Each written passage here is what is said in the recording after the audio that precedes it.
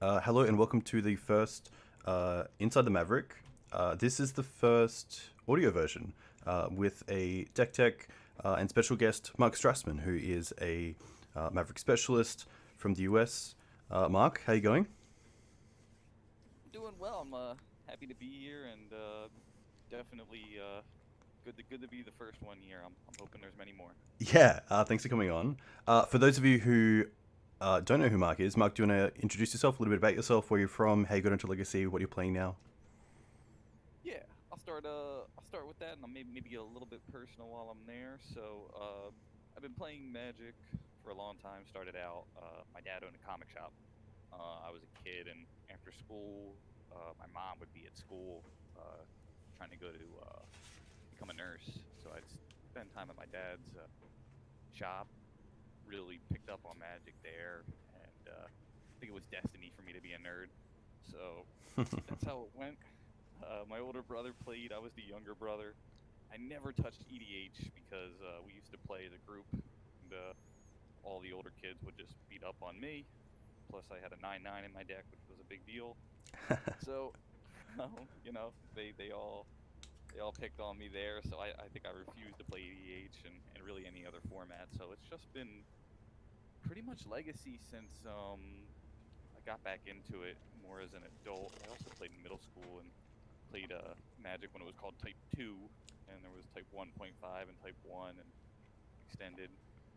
And really, what drew me to the format originally, I wasn't doing so well financially, and I didn't want to play Standard because it was rotating.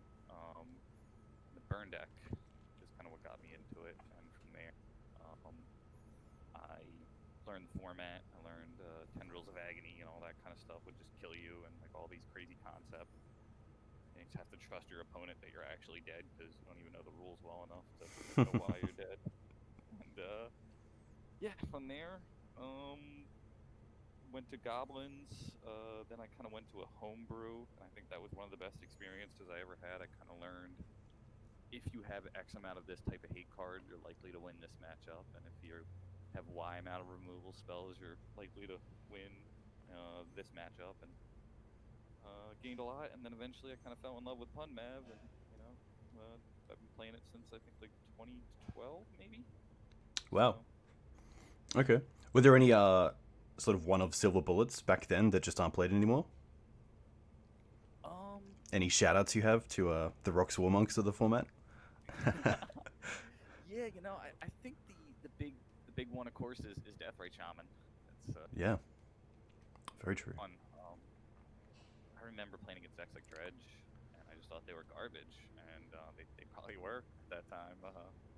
And I used to think graveyard decks were just decks that you just beat up on because you had four of a card that beat it, and if you just added a couple sideboard cards, you usually good. So things have certainly changed. And, as far as other shoutouts really go, the Enlightened Tutor package. Beyond that, I think things have evolved enough that even Mind Sensor maybe, but beyond that, that's really it. Yeah, that's fair enough. Aven's a close card to my heart. I started in Modern with Green White Hate Bears, playing Aven Mind Sensor, and then transitioned into D&T with Aven, so still a very cool card. When did you get started actually playing this wacky game? I believe I started in 2012. I actually downloaded the free version of Jewels of the Planeswalkers on Steam, and then found out it was a real game. Went into a shop, started playing Mono Green in Standard. I believe it was like Strangleroot Geist, the Wolfear Avenger, and then it actually capped out at Vorapede, which I didn't understand at the time was a mythic from the set. And because the set symbol looked different, I didn't play it at all because I thought that I got gypped and it wasn't actually standard legal. So Yeah. that was pretty funny. But yeah, got into standard. I always said I'd never play modern or legacy. And then I got into modern and I said I'd never play legacy. And then I got into legacy and now I'll never play standard or modern again. Which is pretty funny. And if you don't mind me asking too, I've been curious about where you grew up. Was this really an abundant product, or did it take a while for it to kind of kick out? Yeah, Me, so I'm Europe, based so in Brisbane, Australia. And Australia has a pretty good magic scene. It's obviously part of the APEC region, so we usually get 1 or 2 GPs a year. Brisbane itself was really good. I remember when I first started, we had 100 people FNMs, which was pretty insane. And then for Eternal, Australia's got a really nice scene, not just for Legacy, but also our own format called 7 Point Highlander. Vintage is pretty good. Some of the major cities have Eternal weekends each year, which a lot of us travel to, and they're not as big as sort of North America or Europe, but we get maybe 60 to 80 for Legacy and maybe 50 for Vintage, which is kind of cool. But for a local perspective, Legacy's always been pretty strong. We probably capped, I'm going to say probably 3 years ago, just before Deathrite got banned, probably like 40 players a week at our weeklies, which was really cool. But since then, probably averaging between 15 to 20 people a week, which is still really nice. Everyone runs different decks, which is cool. So it's not like just like a stagnant sort of 15 player on one deck type of situation. But yeah, really, really nice. Really cool in Australia. Yeah, and I can tell you that's an area that I thought would have it, but I guess maybe the wave that came in was kind of like later on, not maybe like 7th edition or something like that. Things really migrated over there. I have no idea, but I wonder if people were actually like playing 93, 94 or anything like that. Was Yeah, that's very true. over there. Yeah, I believe it was. I remember when I was a kid and played Pokemon, there was Magic at the store, which I saw as like an adult game. But I still remember seeing the booster boxes on the back shelves and just thinking that looks really cool. But of course, being a kid, didn't have much money, and Pokemon was kind of the jam. So if my friends are playing it, I'm going to be playing Pokemon. It sure was. Yeah, but yeah. So in front of us here, we have your latest adaptation of Punishing Maverick, which you said yourself you haven't been on for a little while, just experimenting with other colors. But would you say this is a pretty good start for someone who wants to play Punishing Maverick right now? Yes, I think there are so many things to learn from playing a list like this, and I think if a few changes happened in the format, I'd probably start about here with the list. Okay. I think Scrib Ranger Mom. How much time do you have? I can tell you all about Scrib Ranger, how it works with this shell, and why it's such a cool thing. Yep. Learning the interactions, like I saw your Swords to Plowshare, Punishing Fire. Yeah, very cool. To get around the surgical, yeah. Learning what the hell Questing Beast actually does.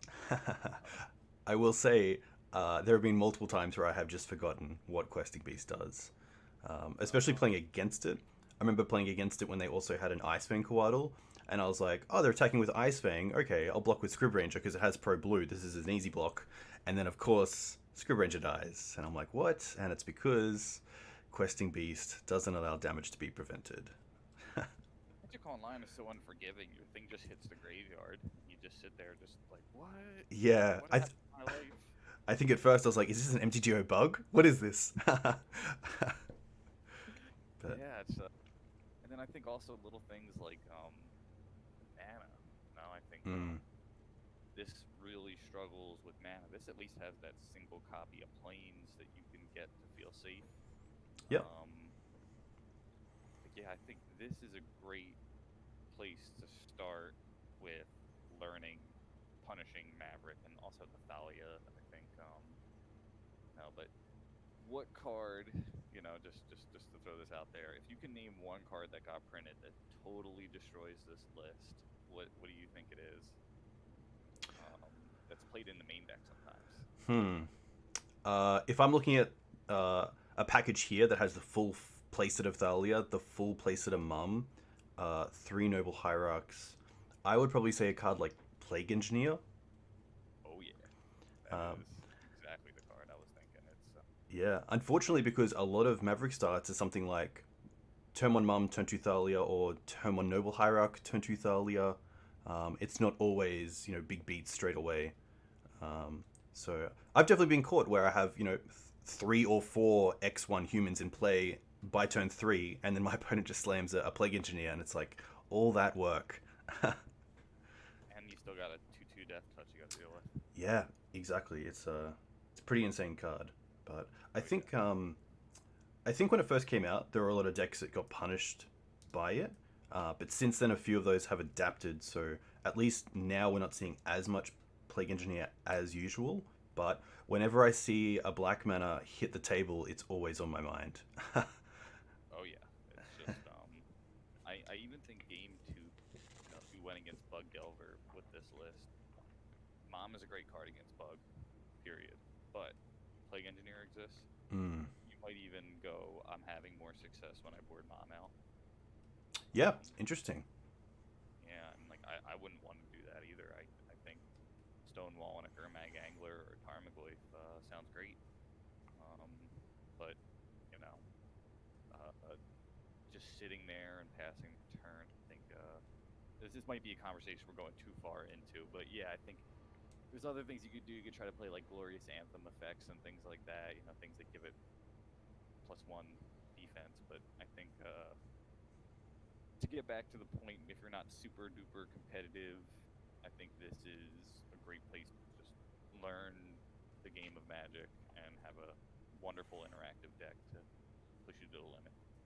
Yeah, the one thing that I really like is that it's a green-white base with a pretty light touch on red. So you have Punishing Fire as removal, and then just Kloths in the main deck, which you can also most of the time green suns for. And then of course just the blast effects in the sideboard. So there's no double red. There's no real need for red from the very beginning. Maybe outside of holding up a blast in the early games, but yeah, I think it's a really nice deck to play in Legacy. Yeah, so I think, if things got back to normal, they ban a few cards. For some reason, Plague Engineer just falls out. This is where I'd start. Yeah, cool. So I guess a few things. Say the Manabase is still an issue in this list. You will notice that when you run 3 groves, white mana is something you often want to protect more than the grove itself. Okay. You might even be relieved if they wasteland your grove because of how many white cards. Let's see, 4 night, so that's 6 with the 2 drops. 10, 14, 18 white spells. Yeah. And then that, and 3 red spells, 4, I guess, with the Kloyths. So the grove is really great late, but if they wasteland you early off grove, you don't care that much. You probably have better things to do with your mana than reoccur pun. But yeah, I think protecting the white source is extremely important in this list. Yeah, definitely. I think that just goes to show the importance of having the basic plains as well as the basic forest in this list. Yeah, and I'd say you can get away with just one basic to play around, like the Blood Moons, and maybe to go on the draw, turn 1 dork off of forest, so you don't get like Delvered out of the game. Yep. But you will, if you play without the plains, you will miss it. It might be worth it, but you'll miss it. Yeah, very true. I guess the other thing to touch on is the 3 wastelands, which I assume is a little bit of respect to the snow decks and how wasteland is kind of on a lull right now. But also we do have cards like Ramanap in this list, which is nice. So we do have ways to actually recur, say, the first wasteland to act like the 4th. Yeah, and I also think that when you're running a traditional Maverick list, and this one does have Thalia main, but the idea of like keeping the tempo in your favor is much more prevalent than it is with Punishing Maverick. It's not as tempo heavy as I think a lot of the other versions of the deck, or Prison kind of thing. I think this list, or Punishing Maverick in general, wants to go to the later game, especially in the mirrors, where something like Abzan runs a card like Abrupt Decay, and they can have days. It doesn't matter. You're still removing that spell turn 2, turn 3, whatever. It's this more goes you force a will, but you 2 for 1 to yourself, and I'm gonna make up that advantage with Punishing Fire or Sylvan or Excavator or something like that. Yeah, it's interesting to see Punishing Fire now, especially with a card like Dreadhorde Arcanist, which I'm assuming is probably a card that have pushed a few people away from Punishing Fire just because it doesn't deal with Dreadhorde. But as a Feels too late usually. yeah, exactly. Sadly, I don't think decks like Rug Delver allow you to get to the stage where you have your 5 mana and you're getting back your Punishing Fire and being able to deal with the Dreadhorde without some sort of Wasteland interaction or Daze or Force. Exactly, or you let the first one happen and then they force the second one, and that was your whole turn. Yeah, exactly. One thing I will mention as well about Kloths is just how hard it is for decks to deal with on the board. I think last night I played against Snow, probably dropped it on turn 4, and over the course of them being at 18 life, I believe 16 of that life was taken by Kloths. They just didn't have a way to deal with it. I think probably the own mainstream way to deal with it on the board right now is something like Teferi Bounce and then try to counter it back down. But I'm not seeing Council's Judgment anywhere. I'm not seeing Celestial Purge.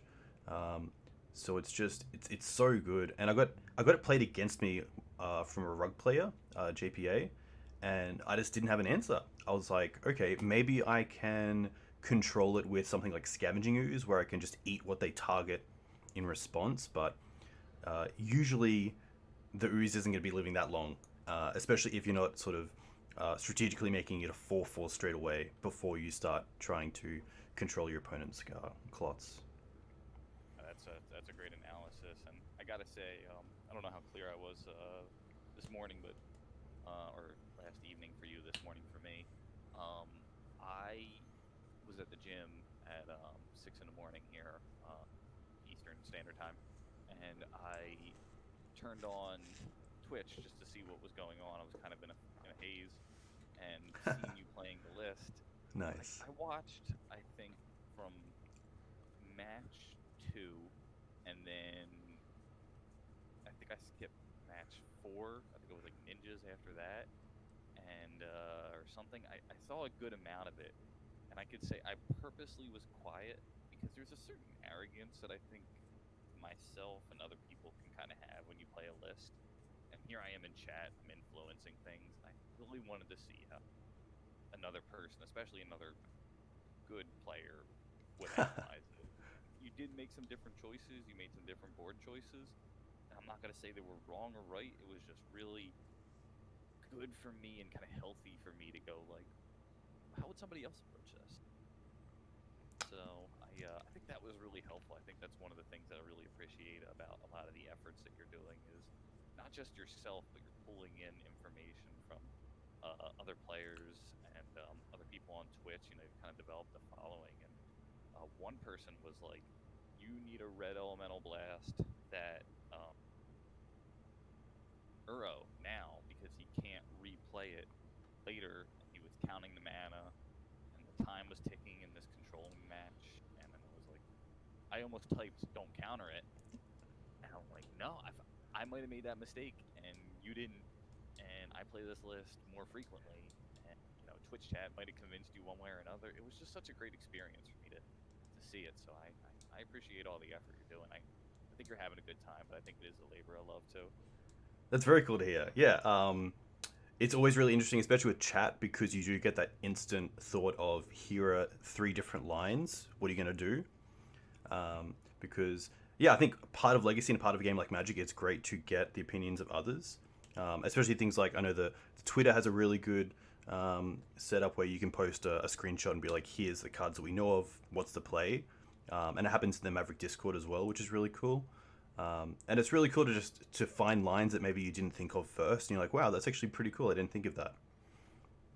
Yeah, I could say that I usually board out the mana dorks against that control matchup, but I seen how like you were operating off like 4 lands and a Matador at like turn 12 in the game, and like you're just barely making it work in that like tight window, and like you're like mana screwed by turn 12 still somehow, but you're still in it. Like that to me, I think is the fun of this list. I'm sure you have it with other lists, but I think the Punishing Fire version with the red elemental blast and especially the Stoneforge too, like there's just so much lines that you can take in a matchup like that. It was just really a great experience for me to just see it and to shut up and try not to, put my foot on the scale and see how it works. Yeah, it was really sweet. So here, actually, we'll move on to the list that you made that I played last night. So I went 4-1, going down to Rug Delver, but going up against Jeskai Snow, Four Colors Snow, Esper Vial, and Blue Black Ninjas, which is a pretty good mix. Didn't play against any sort of combo, but played against a few other just grindy decks. And I think Kloths is just one of those cards that really allows Maverick to grind as well as some of the snow decks, where you're getting a lot of value out of just one card. Because since the printing of cards like Astrolabe, Ice Fang, Oko, your opponents are getting a lot of value off one card that you're already going to have to deal with. So one kind of thing that I like is that we have Collector Oof to deal with Astrolabes without actually spending a card to deal with them. Collector Oof, at least, it makes your opponent answer it with another card. A little bit like Plague Engineer. So instead of, when I play Abzan, instead of having a Swords to Plowshares for Ice Fang Quaddle, hopefully I'll have Plague Engineer, because it deals with the Ice Fang, but your opponent still has to use a card to deal with it. You're not going down on sort of card parity, which is nice. But Kloths is just like that. It's dealing with a lot of things. In that matchup with the Uro, we were able to Pyroblast it to stop the 3 life, which would have given them at least another turn. And then also eat it with Kloths, which was just huge. Because I think the situation was, if they had 2 lands, they could put one in with Kloths. Put one in with Uro and then one in for the turn to have 4 mana to actually get Uro back the same turn. And I think that was just a situation where we're like, we can't let this happen. We have to put it to the bin, which doesn't feel great, but if we can grab it with Kloths, then we're still in this game. Yeah, that was a stop and think, don't panic moment, because that was the one card that would have got them back in the game and be 6-6. And besides, I think a Swords to Plowshares or a Kruphix or an Oko making it a 3-3, and then you can't block it for the rest of the game or something. Yeah. It's messy. Yeah, exactly. One thing you do have to look out for with Kloths, because I have done it once, is making it a creature. I made it a creature, and then my opponent untapped and elked it, and it was the worst feeling I've probably ever had. Oh my God. I haven't had that yet. I've had it bounced off of Kruphix. Oh, okay, yeah, that's pretty cool. Yeah, but not elked. I guess one thing to note is that even if it does become elked, it's still a legendary creature, so you can still return the elked Kloths to your hand to recast it as Kloths, which is kind of cool. Yeah, that's one out. But yeah. Yeah, and there have been games where it turned into a 4-5, and I actually won because of that too. But that was against like Merfolk or something, and they really have very few ways to actually kill that, unlike a Swords to Plowshares, which a white deck would have. Yeah, that's fair enough. One card I love playing with when I do splash the red is the Elemental Blasts, because this is hands down the best way for Maverick to deal with Oko, because it trades 1 for 1, it doesn't allow it to get on the board and get some sort of value, even through a food token. And of course, just the mana trade of 1 mana for 3 is just so nice. You hit the nail on the head. I even wrote in my notes that the metagame is relatively predictable right now, so you can kind of go, I'm going to see a blue deck, and it's probably going to be a blue deck where Red Elemental Blast is good. A deck where Red Elemental Blast would not be that good would be like Grixis Delver. It's okay, but it's not. We don't really want to hit counter magic or cantrips, and hitting Delver's okay. Yep. But it shines when there's like an Oko or a Uro or some other wild card, and the tempo is huge. And I think the one thing I want to say is, when Jace was the Planeswalker, you couldn't let it touch. Think you can often let Oko touch the board and play around the days has been my finding Okay. in the Delver matchup. Um, getting a token, getting a food value is painful, but I think I will often accept the tempo loss and the value of a token, not lose to like a Daze or Spell Pierce kind of card. Yeah, that's great because I feel like I've been doing that a lot with Swords to Plowshares, just untapping and then making sure I can play around days because in a deck like Rug Delver where they have so many threats, your removal is you have to rely on it, and if it gets countered by a soft removal that you could have played around, it just feels so bad. Even if you're untapping and you are losing some momentum, just making sure your Swords to Plowshares or Punishing Fire always resolves is pretty big because it's not just the 4 Delvers that we have to deal with, it's the 4 Arcanists, it's the Tarmogoyfs, it's the Hooting Mantles late game. So yeah, I really like that play around of sometimes acknowledging that Oko is going to be a little bit rough if it hits the board, but knowing that if you untap, you probably have a better chance of dealing with it. Yeah, like Jace, I think, they brainstorm, and then you automatically 2-for-1 yourself right there. Yeah. Getting a food, in some way it's 2-for-1, but it's not like you got brainstorm 2-for-1, Yeah. I got a food 2-for-1, Yeah, So exactly. I've been finding more success with mindset. Yeah, I really like it with this list as well. You've gone back to Stoneforge Mystic. Yeah, so this is another meta call. I think what I'm learning is, and maybe you can echo this or counter this experience. I feel like at my local events, there were the nerds who played Brainstorm, Force of Will, Ponder decks, and whatever the flavor of the month was, they were running that shell and putting it in a Delver deck or a control deck or Snowco or whatever. Then there was like, the guy who just always plays a Lauren or something, and then there was the kid who's always on the burn deck. In the environment where you didn't so often just sign up and not know what's going to happen, I felt really successful with Punishing Maverick because I could alter it to beat the room. Yeah. What you'll notice about most of my lists is I accept my fate that if you're going to kill me turn 1, I'm done. Like, if that's the type of deck you want to play, then you're going to beat me. So I'm positioned to beat the control decks, the turn 2 to 4 combo decks like Show and Tell. It can go earlier, but usually it's slower. But if you just want to be Ant or you want to be Reanimate, I don't know why you would have fun doing that. Maybe it's like a rush. You just go like, oh, my Gristlebrand resolved and I drew 14 cards. Of course I win. But like, I don't build at least Punishing Maverick to beat them. I think when you choose Punishing Maverick and you're somebody like yourself who kind of jumps around a little bit in the Maverick sphere, if it's a turn 0 type meta, I wouldn't play Pun Mav. But if it's a control meta, Delver meta, Taxes, Preacher deck meta, and like Show and Tell and the blue silly Karn deck, this list is awesome because of the Rebs and the Meddling Mages and stuff. But I wouldn't put a Deafening Silence or Mindbreak Trap or Leyline. If you want to do that, play Abzan or a better list to fight those, I think. Yeah, cool. I have to say one of the best feelings is holding up an element of blast effect and your opponent going off with echo and just being able to counter it and know they have 0 cards in hand. Just a really nice feeling. Something that the other versions don't really have access to. Yeah, and I think my friend Jeremy, he always said this: when you're playing in a matchup where Red Elemental Blast is good, you just want to always top deck Red Elemental. Yeah, yeah, especially because it can. You're fine. Yeah, especially because it can also deal with things on the board. It's not just on the stack.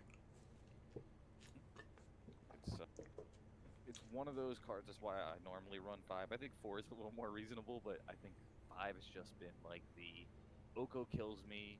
I want to not die to Oko, and I usually make room for for all of them when I can in an Oko matchup, because I feel like when you have Abrupt Decay, you have that. Like you said this on the stream, and I thought this was like a really good insight. When you were looking at the Delver deck, part of the success it's had, you're like, there's really no one card that answers all these cards. At least in Pun Math, but Abrupt Decay really does. Besides Hooting Mandrels, I guess it really does hit just about everything. Yeah, so one of the reasons why I have started being a little bit more lenient on a turn 1 Delver when I have a Swords to Plowshares is if I can maybe take 2 hits and use that extra time to draw into an Abrupt Decay, I'll try to use that, because there's no worse a feeling, and it happens a lot, when you've used your Swords on early cheap creatures and then your opponent drops a Hooting Mandrels and you have these Decays in hand and you're like, come on. Yeah, Decay is really nice. So Decay hits pretty much everything but Hooting Mandrels. Swords hits pretty much everything but Oko. Like Punishing Fire hits Delver, and I guess you can try to beat down on an Oko. There's so many like ticks and crosses for each piece of removal. Like Assassin's Trophy is kind of cool, but with the tick up in Spell Snare, it just feels really bad when it probably could have been an Abrupt Decay most of the time. And on top of that, I think the difference between 2 mana and 1 mana Yeah, is huge. definitely, yeah. I have been a big fan of Path to Exile in the board, but I've seen some RUG lists now running a basic island, which I haven't run into a player yet who's actually fetched for a basic off the Path to Exile, but when it happens, I know I'm not going to be happy. It's probably the most reasonable answer, but I think that really does mark part of the success that this deck is having. And I'm sure that there's somebody who's playing a combo deck who goes like, yeah, if it's not Force of Will, it's Force of Negation or Spell Pierce, or it's just they clock you before you actually get going.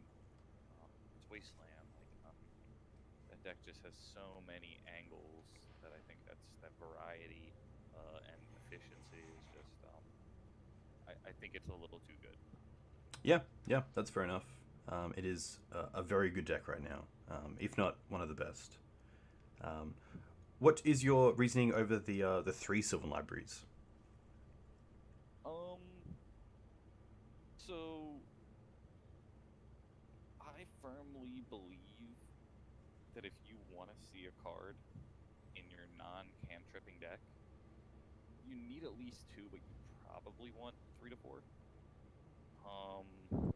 So there are a lot of people who like a lot of one-ofs that they can't search for in their sideboard, and I've been a little too critical of that. I've kind of been like a jerk and been like, you're not making soup, like a dash of salt or something like that. I like that. Yeah, like you actually want to see it. It's and I really, there's reasons to do it. I'm sure where you're like, well, this card is good against this matchup. When I was sideboard mapping, I wanted something that fit here, and that way I could take this out and put that in. I think if you don't have that type of reason, it's probably not correct. And as you can see, I'm running really fragile mana base here. The ability to, I have 4 red spells. I have 3 blue spells main deck, which means it's really risky with the Wasteland deck, especially with the prevalence of Delver. I think if we have time, maybe I'll show you some charts and graphs and stuff like that of the mana and stuff like that. But the Sylvan, I think, is probably, it might be the most Force of Will card in the whole deck. It's every matchup, nobody wants me to have it. This list also really struggles with 2 drops. I'm not running Thalia main, so it's Stoneforge Mystic, and especially in a list where the 2 drops are light, 1 drops are light, because I don't have moms. I think you just really, it fits the 2 drop slot really well. Where you have Decay. Yeah, I'm a huge fan of that. Especially now where the first library usually either gets destroyed or forced. It's great to know that you have a backup, because even when you're running two, you don't often see the second one. Yeah, I agree. Or when you do, it's welcome. Yeah, exactly. I think it was against Four Color or Jeskai Snow last night. I played Sylvan Library, and they untapped and played Narset, Part of Veils, which is a pretty great answer to Library because you replace it straight away, and then you can just keep the Narset in play to stop me from drawing the extra cards off Library, Hmm. which was pretty annoying because my opponent didn't spend a card to deal with the Library because they replaced the Narset, and it also meant that I had to try to deal and get combat damage through to the Narset to get it off the board. A little bit like when your opponent plays Leovold, it's just a great card by itself, but it's also shutting off this Sylvan Library that you have. Um, and that was actually a point where Punishing Fire was great because I think I was able to attack the Narset down to 2 with a Noble Hierarch and then Punishing Fire it to turn the library back on. Yeah, it's that card just has such reach, and I think that's why I'm hooked. I think sometimes I am remembering the good times like that. It's not great to play it, perhaps. But I do feel like there are moments where that really is when you're like looking, it's your opponent's turn and they're thinking and they're doing all this stuff and you're getting sad.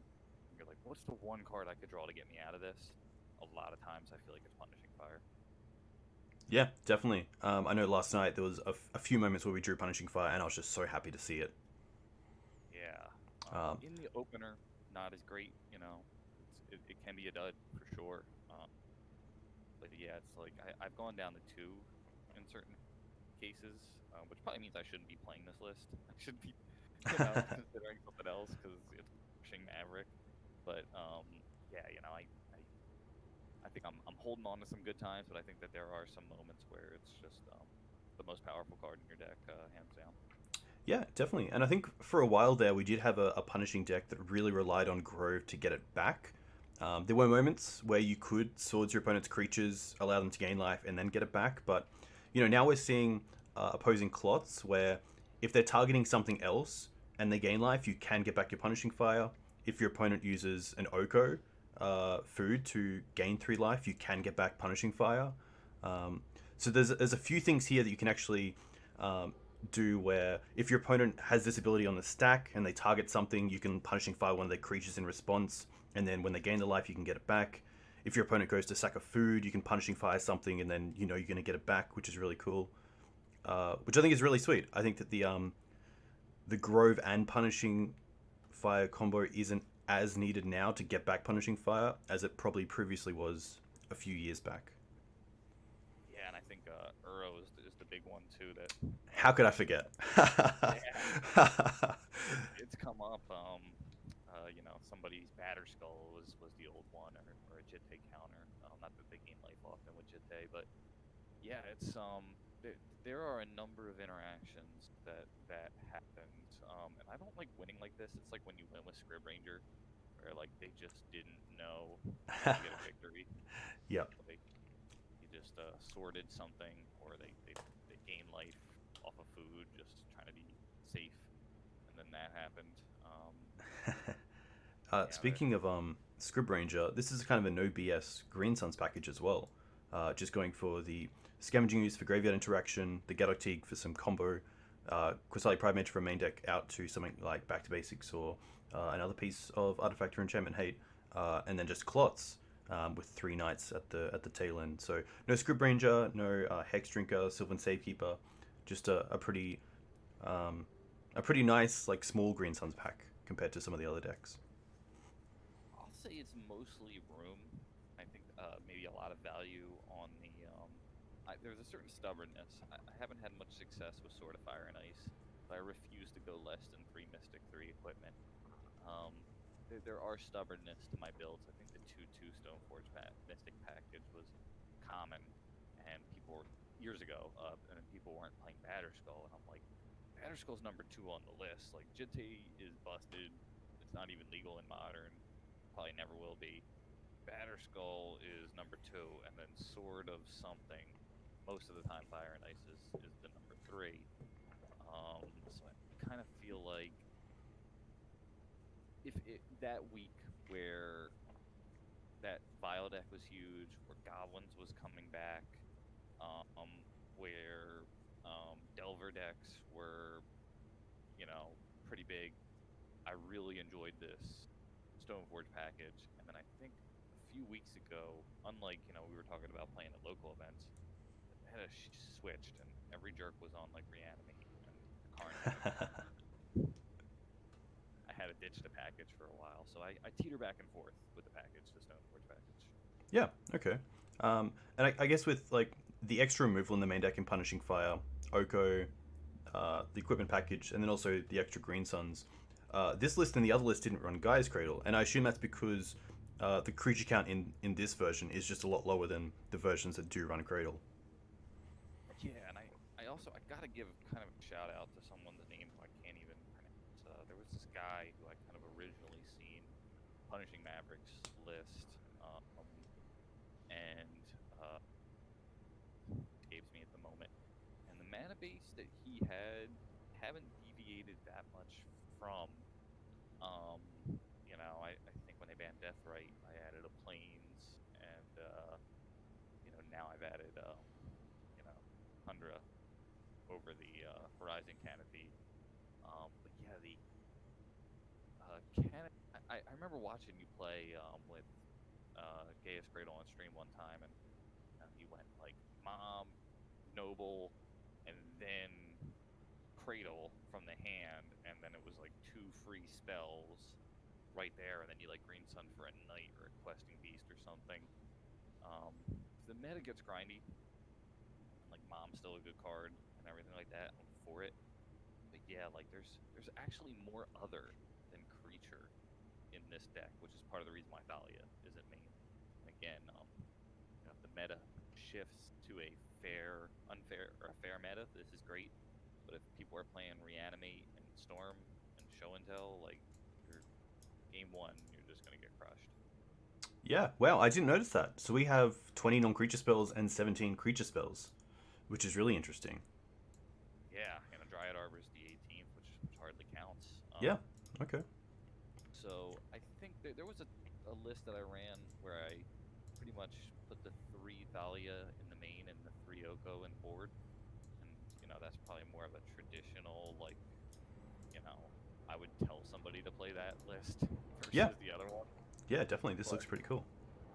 I think I just, like, woke up on the wrong side of the bed and was like, Oko's broken, I'm playing Oko in the main. So, but I think this is probably, like, a more friendly, like, actually Maverick-y list because of the Stoneforges. And, again, I'm sure that if I said you have to play a list like this and compete in an event, I'm sure you'd tweak a few things, put your own touch on it. Yeah, this is really cool. I think as well, touching back on you saying that there was a light amount of 2-drops in the deck. One thing that I really liked about this deck was the 6 mana dorks in Birds and Noble, and then the Dryad Arbor, which allows me to turn Green Suns into a mana accelerant as well. So in total, you have, I believe, 10 mana accelerants on turn 1 to hopefully get out something like a Knight or an Oko on turn 2.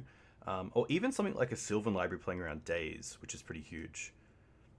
Yeah, it's real big. I think the number of 1-drops dropped because I'm not playing Mom, but the number of accelerants, I felt like I had to make up for that, as well as the 1-drops. And getting hit with Plague Engineer and at least your Noble Hierarch was like almost like a Lotus Petal, as opposed to like a Mom that just sat there, you untap twice and then it died. Yeah. Like that was getting some value out of the Noble Hierarch. And Or the bird. yeah, definitely. And I think maybe one kind of pitfall for some players is that they play a bunch of mana accelerants, but in the late game they just don't do enough. But at least in this version, you have equipment that they can actually be turned into a threat with, and then you also have Oko just to make them a 3/3 if need be. Yeah, exactly. And then pun for loop and things. It feels better playing Stoneforge when you have 6 mana dorks than it does not playing Stoneforge. Deck feels rather anemic. when you don't have the Stoneforge Mystics and you don't have Mom, and you know, you're just hoping that you're muscular enough early with Knight to just win the game. I think I went Go as well. I think I just, you know, it's just like, I'm just gonna die to fair. I'm just gonna play fair decks, and if I don't play fair decks, I'm gonna lose. Of course, I think in one of the events, I mean, I got a 5-0 with this, but I think recently I've like lost to like Storm or what a stupid zombie deck. Field of the Dead. Yeah. Well, that one. Yes, I'm thinking Hogak. I'm sorry. Okay. But yeah, Field of the Dead is well, what a. I lost to that one too. I got a 4-3 instead of a 5-2 because I couldn't keep up with that card. Yeah, definitely. One subtle thing I'll just add about Stoneforge Mystic and Noble Hierarch is that traditionally in a Stoneforge Mystic deck against another fair deck, you can play Stoneforge turn 2, get Jide, and then turn 3 you can get Jide into play, turn 4 you can attack.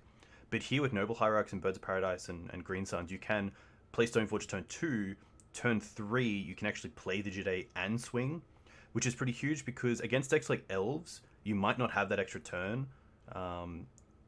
And you might not also be able to give your opponent the time to set up with like Wirewood and a creature to like block and bounce. So having that acceleration as well and allowing you to put Jide on the field and attacking a turn earlier than most other decks can be really nice in the right metagame. Yeah, and Bird flies and Exalted lets it get through some time. Yep, exactly. Yeah, Mom, elf stuff. Yeah. So with a deck like say Ant, how would you sideboard for games 2 and 3? I think I bring every single card in except I think I was running doing different. I don't think I had Force of Vigor. I think I had like a fifth Reb, and maybe like a fourth Thalia or something. I forget. Yes. You had 4 Thalias and the extra Elemental Blast. But it's pretty much the same mindset. So it would be all the removal goes. The Okos probably go. The puns go, of course. So where are we? Is Force of Vigor worth it? What do you think? I don't So think so, right? I don't think so, but one thing that I have been seeing with a lot of Storm players is that once they see you on a Thalia deck, they'll play out their LEDs and a few other things early on. So you can have the chance to force LED when they don't actually want it to be forced. The other card that I have been running into is Defense Grid, respecting Mindbreak Trap and also Veil of Summer. But I think you're probably good enough to rely on like Qasali Primage. Maybe the Knight isn't worth it. But yeah, just a consideration. But I think these are fantastic. Yeah, I think if I kept it like this, and there is some more room to adjust. The Kloyths is probably too slow. The Excavator is probably too slow. Yeah. And possibly the Jit or a basic Forest are the next two that I would go. Okay. And mind you, my win rate is not great, so I'm kind of accepting going into this that like they have to stumble, and that's how I win this game because I kept the hand with Leia and they didn't. Yeah, exactly. Yeah. It can be pretty tough, especially when you've kind of said that you're not going to play something like Deafening Silence. If they have it turn 0 to 2, they have it. But at least from turn 2 onwards, you have Meddling Mage now, you have Thalia, you have Green Suns for Collector Oof or Gadok Teague, which is nice. Yeah, and I think the mana accelerants are super important because it may be a Green Sun for 2 that makes you win the game. Mystic isn't great, but what I found, especially in Show and Tell and not as much this matchup, forget the ETB thing, which is really cool with Omniscience, but the playing a threat and being able to keep Pyroblast up is part of the reason why I like having Sylvan, and the 2-drops, I should say,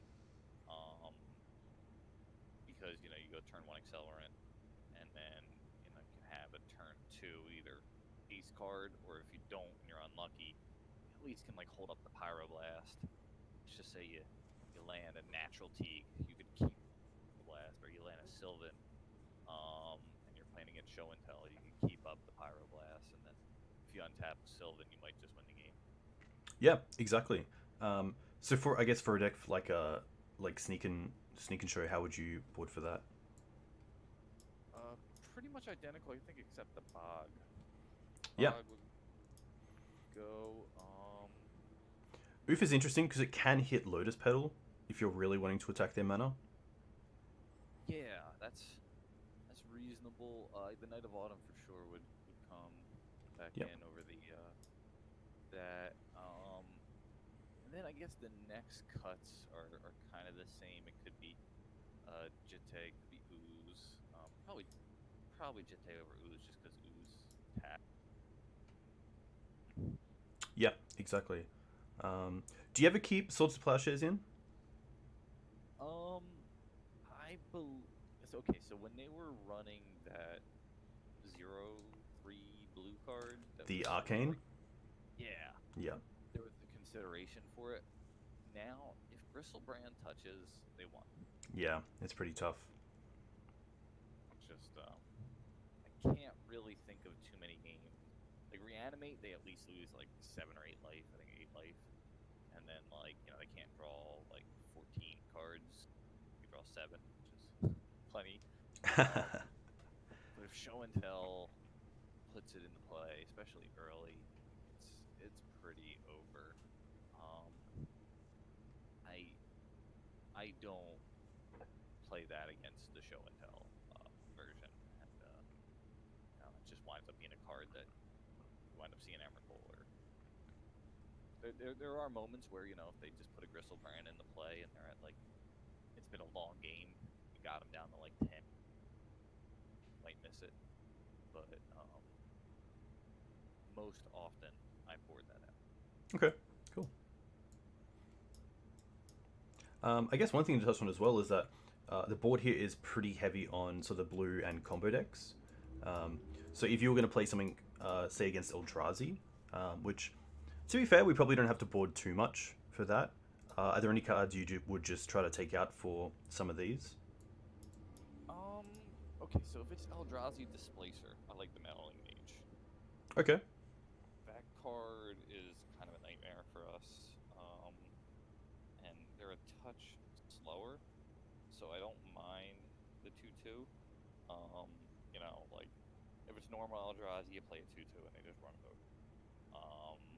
And you can name Thought Not Seer, but you probably had something better to do with your mana that turn. Hopefully, if you kept the hand.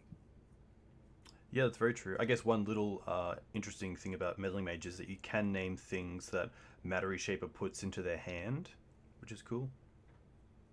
Yeah, I'd say in that white version, that doesn't always run you over. It actually can like hang with you by like blanking your removal spells and playing big dudes, and getting value in other ways. That version I like the Meddling Mage. But really, I think the weak cards are probably the slightly, I guess, really, if it's the Stompy, it's Teague for sure. Mm-hmm. If it's All Is Dust, I don't even know if it's worth keeping Teague in for that. The game usually ends before it's All Is Dust time. Yep. But if you have some aces in there, like let's just say you showed up with Path to Exile, trimming the Kloyths is probably right. Trimming the Pun is probably right. I think Scooz might be a little better than Pun. Okay. Something like that. Yeah. I still like the Sylvans there, especially on the play. Yes. Yeah. How much do you respect Chalice? So say post-board, would you want to be looking at Autumn or the Force of Vigors? Yeah, Autumn, definitely. If I ran Force of Vigor, that's interesting. I'm going to say most likely no, but if I ran Nathalia's main, I'd probably make room for it. Yeah. Okay, that's fair enough. Just to find room for that. Yeah. I think the big point for me for Force of Vigor is if I see something like Sorcerer's Spyglass in game 2. Yeah, my theory on Chalice is if they play against a non-blue deck, most of the time they probably should board it out. At least on the draw. On the play, it might be worth it. Yep. But like, if we go turn 1 Dork and then they go Chalice, like, it may not even be relevant. Turn 2 Knight after that, like, that's probably over. Yeah, definitely. It's pretty incredible how good Knight is in that matchup. Yeah, and I don't like trimming Knight to 3. I gotta be honest, but it's because I'm a jerk and I'm playing Oko main deck. You just can't have like 11 3-drops, and yeah, that's fair enough. yeah. As good as the 10 accelerants are, you can have hands of just like 3 3-drops and 4 lands, and you're like, this is just a little bit too slow. I think that's why the Snowco decks weren't doing so well against Delver, because I think they, of course, their cards beat their cards, but are you actually going to get to play them? Yeah, very true. Last matchup that I want to point out here is, I think, because Esper Vial is seeing a bit of a resurgence in play. How would you, with this deck, sideboard for Esper Vial? I'll do that one, and then I do want to do control. Yeah, definitely. So, Esper Vial, this version is positioned pretty well against Esper Vial. And the Red Elemental Blast and the Knight of Autumn, are really the only cards that I'm like itching to get in there. So I would go out T Kloyths and I think trimming 1 or 2 mana. I'd probably trim. I'd probably take the other 2 Pyroblast. Okay. Try that, and then we'll trim. Let's see. Yeah, let's just trim a few dorks. Yeah. Maybe we'll go. Probably the Hierarchs because of Plague Engineer. Yeah, that's good diversity there. So maybe like 2 and 1 or 1 and yeah, something like this. I'm not saying definitely, but this is probably about where I'd land. So first, let's talk oof. Yeah, I'm running 3 Stoneforge, but I think Aether Vial is more essential to that deck than Stoneforge is essential to this deck. Mm-hmm. And it's probably gonna die, but if it gets out, and like let's just say I have a Stoneforge at hand, at least I can get the Batterskull or get the Jitte for later, so that way when they kill, have the Jitte. But really, that deck without Vial really struggles. If Mom didn't get killed by Plague Engineer, I think it would be super easy to beat that deck. Okay. We could just blank. We could just play Oof and a Mom and just win the game, I think, pretty much. Yeah. Not exactly, but close to.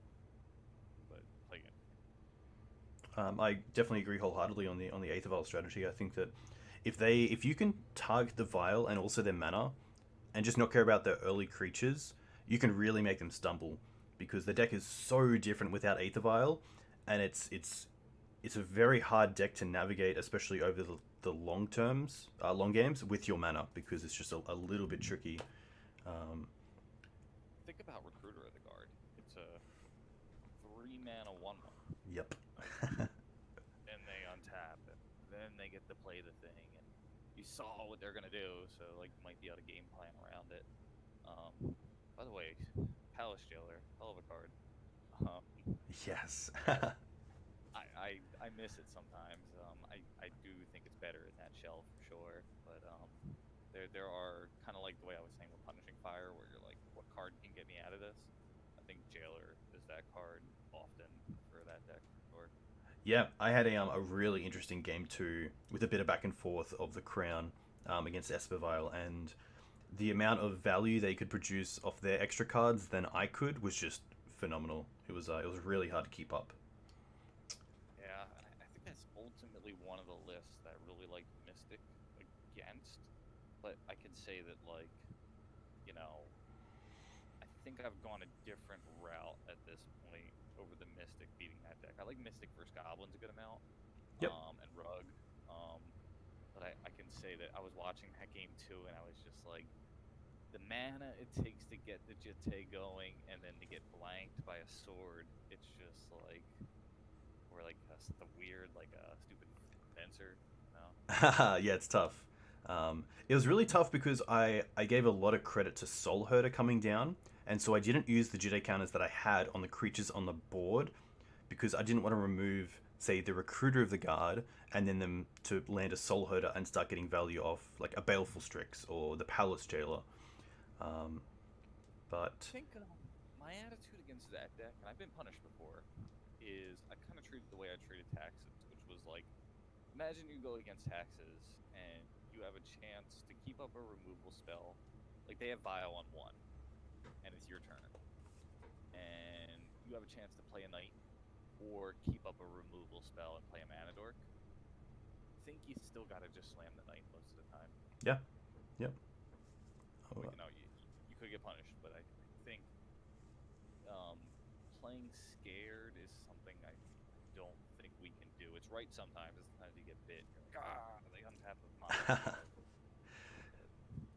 Yeah, no, that's very true. One reason I like these cuts as well is that Screws and Kloyths are fine, but this deck is probably bringing in something like Rest in Peace or Remorseful Cleric post board, so the graveyard's not going to be as big of a resource for us compared to game 1. And you know, it's not like they have like a real graveyard strategy. Like Ooze against Tarmogoyf is good, but I think Ooze is really for like lands or like, you know, punishing fire decks. Like it has value outside of that for sure, but I think that against a deck like Snapcaster decks, it's worth considering boarding out depending on what you have. It's probably not a board out, but I think against something that doesn't have really any, like, you know, elves. Yeah, you could kill some elves and you get a big fat ooze, but it's probably not gonna happen. Yeah, exactly. Yeah. I'm a big fan of taking out Ooze against Death and Taxes, and I'd probably use that same sort of analysis when boarding for Esper Vial. So I want to talk control. I guess we'll just kind of lump Swords to Plowshare, Snoko. You know, 'cause there's like a black version, and then there's like a green version, I guess, or a red version or something. There's all types of versions. So my plan against them is I think I board everything in but Thalia. I guess we'll keep the Force of Vigors out of it. Yep. So that's 10 cards. So I go, unless I saw Terminus, let's board out T. Mm-hmm. Let's board out 6 Mana Dorks and 4 Swords to Plowshares. Let's board out, this is a few too many, but I'll figure this out in a sec. To be fair, you did have the extra red Elemental Blast, so I'm just going to make this force the 5th Elemental Blast. Yeah, that's probably right, and if I had to go deeper, I think I could. I think in some versions where I'm not running Mystic, I wind up going deeper. So if they run black, you don't want the Thalia, but if they don't run black, I think Thalia on the play is probably worth it. Okay, yeah. And so here's my thought. Swords to Plowshares is likely going to be 2 for 1ing yourself, and there are situations where cards like Uro are on the board, and you really, you know, it's Kruphix or Oko or Death. So you know, I kind of feel like early game, if you don't get the tempo going and you're sitting on a swords that could have been something, it's rough. And also, I really like Meddling Mage on Swords to Plowshares or Abrupt Decay. If I take out the swords and I name swords, that can be a great way to actually have one of my threats really stick. You know, or if you land Oko, but you're on, you know, and they're on Abrupt Decay, you name that with Meddling Mage. You know, you might actually be able to let Sylvan or something see another turn, or many turns perhaps. So I like it there in those control matchups. And again, it just all depends on the versions. You know, if I saw Terminus, I'll probably keep the Teague and find something else to pull out. But that's usually about where I end up on it. I saw you were slightly different, but you know, you'll do some things like you'll trim a Green Suns. I think that's like something I haven't considered. I think it's like an interesting concept. You're like, yeah, there's really no silver bullet, so do I want to pay 4 mana for a 3 mana spell? It's kind of an interesting thought. Yeah, exactly. So against some of the control decks where there isn't one creature that I'm really striving to get early, then I don't mind cutting 1 Green Suns, because usually the first one just gets shuffled back in and you get to get the fourth effect. But yeah, it's just tough because I find a lot of the spells that I have issue against are 3 CMC. Dead of Winter is a great card against us, and not something we can really stop outside of Meddling Mage. Back to Basics when you start on a dual heavy start is incredible, and definitely a reason why I like to keep in at least Qasali Primage or bring in something like Night of Autumn if we're lucky enough to cast it. And then just Oko. Oko can be pretty tough, especially for a deck that punishes you for going wide. And I think that's another reason why Cradle isn't as great right now, because a lot of decks are punishing you for going wide. So things like Supreme Verdict, Dead of Winter, even RUG, where they can just 1-for-1 you very well. Cradle, you don't really get to get as much power out of it as usual, which is a little bit unfortunate because it is such a powerful card. I know that Rejuke said it was the most powerful card in Legacy, which I always like quoting because it's a Maverick card. But yeah, I think the only changes that I sometimes keep in some number of swords, just to make sure I do have removal for Uro or something like an Ice Fang. But with Punishing Fire in the deck, I can definitely see a reason not to, and hopefully rely on blasting Uro and then removing it with Kloths, Skoos, or fetching up Paducah Bog. The Teague is interesting. I usually board it out unless I see if I win game 1 and then see Supreme Verdict game 2, then I might bring it back in. But I'm not going to keep it in just for, say, Force of Vigor. Force of Will. But yeah. I might board something out. And there are times too where, like, if I didn't see black, I might consider trimming some puns, or depending on the list, if I'm playing Stoneforge or not, what might be main deck then. That's just something we were talking about before. I think one of the big things about people talk about sideboard guides, I think you just gotta go in there and suck, die, and then learn. The best sideboard guide out there. Yeah, that's fair enough. What do you think about Wasteland in this matchup? It's worth considering boarding out, especially of course, like the Astrolabes are really good. I think there's a consideration for maybe boarding 1 Wasteland out and putting 1 Noble or Burden. Yep. That's one of those trial and error things, especially if something like Back to Basics is there. But I think the big thing about Manadorks is when I didn't play much Standard, but I played a little bit of Standard with somebody, and they were like, "Yeah, you board the Manadorks out in the grindy matchups," and I was just like, "That makes a ton of sense." I'm sure I'm not the first one to do it, but that's kind of been the way I've been thinking. Yeah, especially if they're not in your opening hand, they can feel pretty lackluster drawing into them. Oh yeah. And, I think Back to Basics. I think the one thing also I'll mention about not having a Plains, like if they play Back to Basics and you have a Plains, you probably still died. It's just that good. Yeah. Blood Moon, no, you're okay. But Back to Basics, like you're not winning with 2 mana. Yeah. So one strategy that I have been picking up, which is quite aggressive, is if I've been trying to go after their mana, and things like Collector Oof and Thalia in game 2, I might keep a Wasteland around for a fetch land in response to a Brainstorm to stop the shuffle. Because sometimes it's the Brainstorm that is going to get them there, and if I can turn off a shuffle effect, then that's pretty huge. It's a different matchup, but against Elves, playing games 2 and 3, I usually suspect my Elves opponent to go straight for Natural Order as soon as possible for Progenitus, because it's a great way to beat us in 2 turns. So I was able to wasteland fetches because they already had 2 basics in play, and just wasteland their jewel that they get in upkeep with a second wasteland that wasn't doing anything else. So luckily I was able to keep my opponent off 4 mana for the entirety of the game just by using wastelands in upkeeps on fetches and the lands they get. And so I kind of use that as well sometimes against these decks if I know they're struggling to find the correct outs. It's like a boot on their throat. Like, I wouldn't do that turn 3 when we're both in top deck mode kind of playing stuff, but if it's like you got a Kloyths and they're down to like 7 and like, you know, they have an out but they just gotta find it, like, I think that is definitely worth a consideration where it's like, you know, you wouldn't want to just do it to do it, but if it's down to the wire, yeah, that's worth considering. Yeah, exactly. Especially when your opponent has, if it's late game, and your opponent has 5 basics in play, and you have 2 wastelands, and they have a fetch.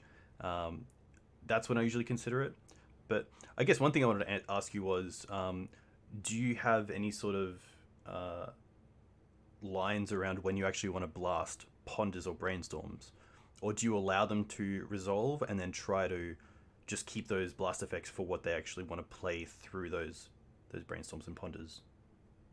So it's matchup dependent. So if it's sneak and show, they're probably gonna want to sneak attack them. So if I land like a hate piece, I'm hitting the ponders, I'm hitting the brainstorms, especially if I have like a decent clock. If I don't have a clock established, it's probably not worth it to hit the cantrips. If it's storm, then never mind. Just do whatever you can to interact with them early at any point. You know, that's when you definitely hit the cantrips if you know, because you have so much garbage to take out. And then Delver, I think kind of the similar situation to what I was saying with the Wasteland. You know, that strategy with maybe hit the fetch. If the boot is on the throat and it's just like, you know that they need to find swords to plowshares to kill your card that's going to kill them, then hitting a sword might be, or sorry, hitting a brainstorm might be as good as hitting a swords to plowshares with a pyroblast. Yeah, So that's very true. I wouldn't do it without a clock established, or unless it's just stupid storm. Okay. I guess the last matchup that I wanted to go over was Rug Delver, which Yeah. I've definitely, I think I've struggled a little bit against it with most variants of Maverick that I've been playing. I think they're probably the best deck to wasteland us, especially with the starts where they're like bolt your bird, wasteland you, or you know, on the play like daze your bird, and then just know straight away that they want to like wasteland your land, and then just make sure that their soft counters are always going to be relevant. Which is pretty tough because the mana acceleration is really nice if you can capitalize on it and play a threat out early on, or land something like a Sylvan Library. But if you have the mana acceleration and no follow up, then you just dirtle a bit while your opponent just builds out. And I think when you rely on your mana acceleration through things like Noble Hierarch or Birds of Paradise, the Lightning Bolt, Dreadhorde, Arcanist lines are just so punishing, where all this work is just kind of deteriorated after one attack. Yeah, I agree. It's if they untap with a Dreadhorde, it might just be GG right there.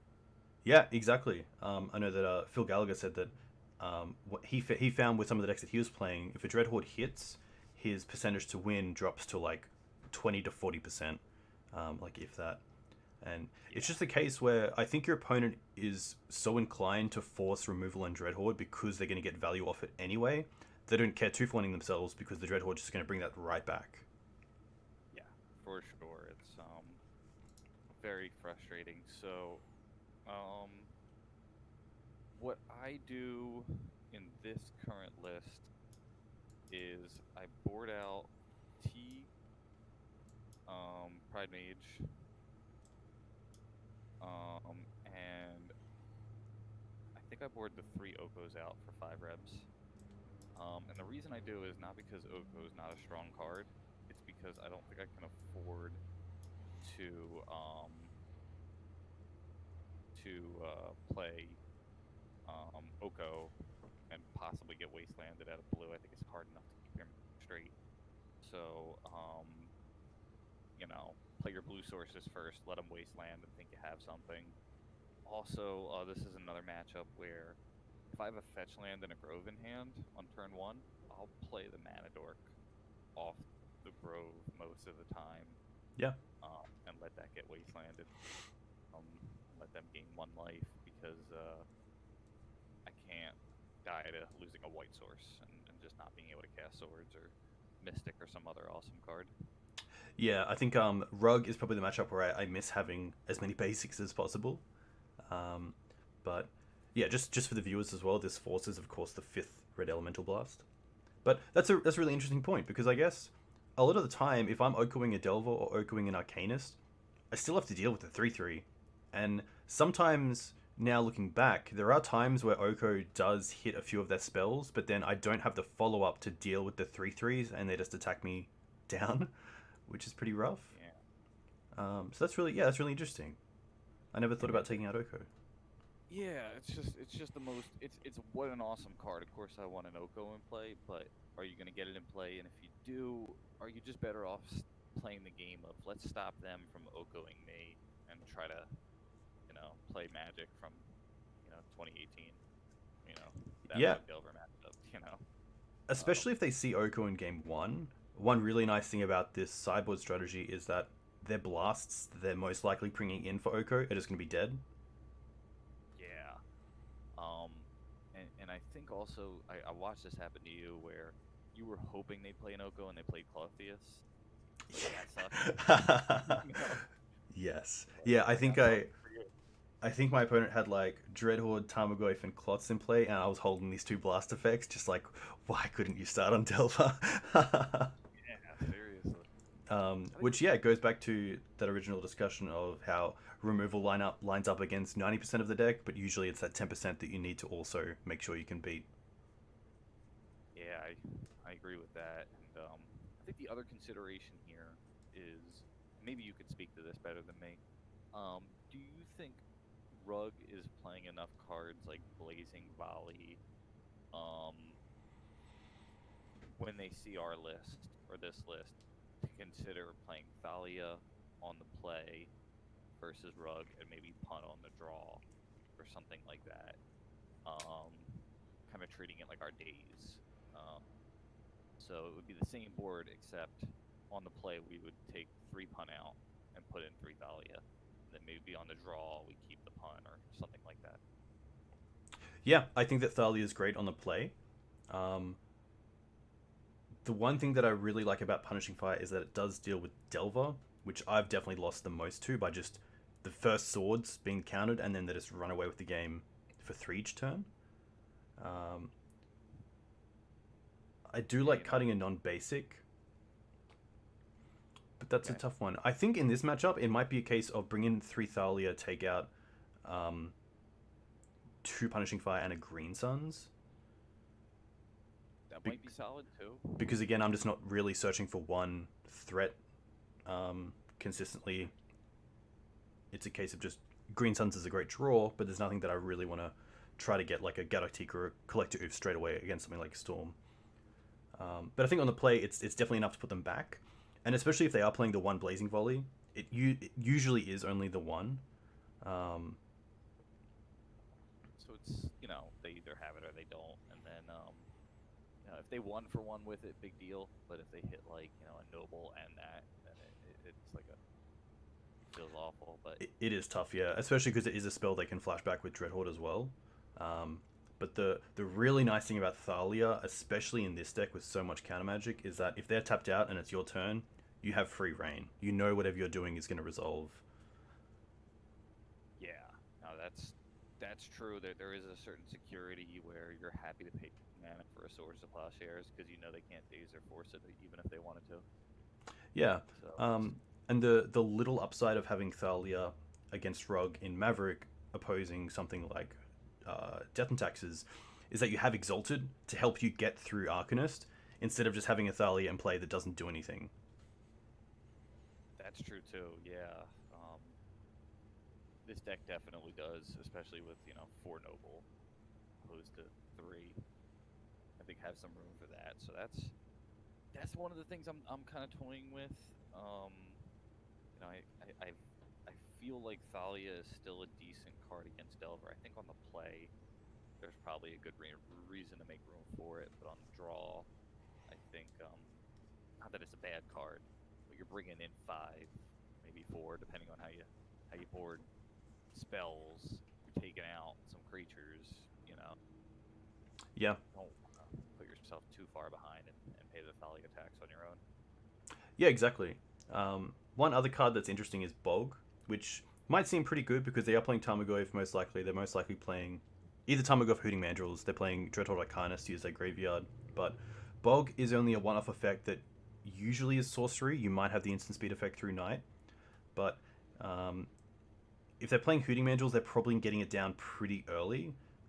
Also, with Dreadhorde Arcanus, probably 50% of the time, they're actually flashing back a card they used in their main phase 1, not one that's already there in the graveyard.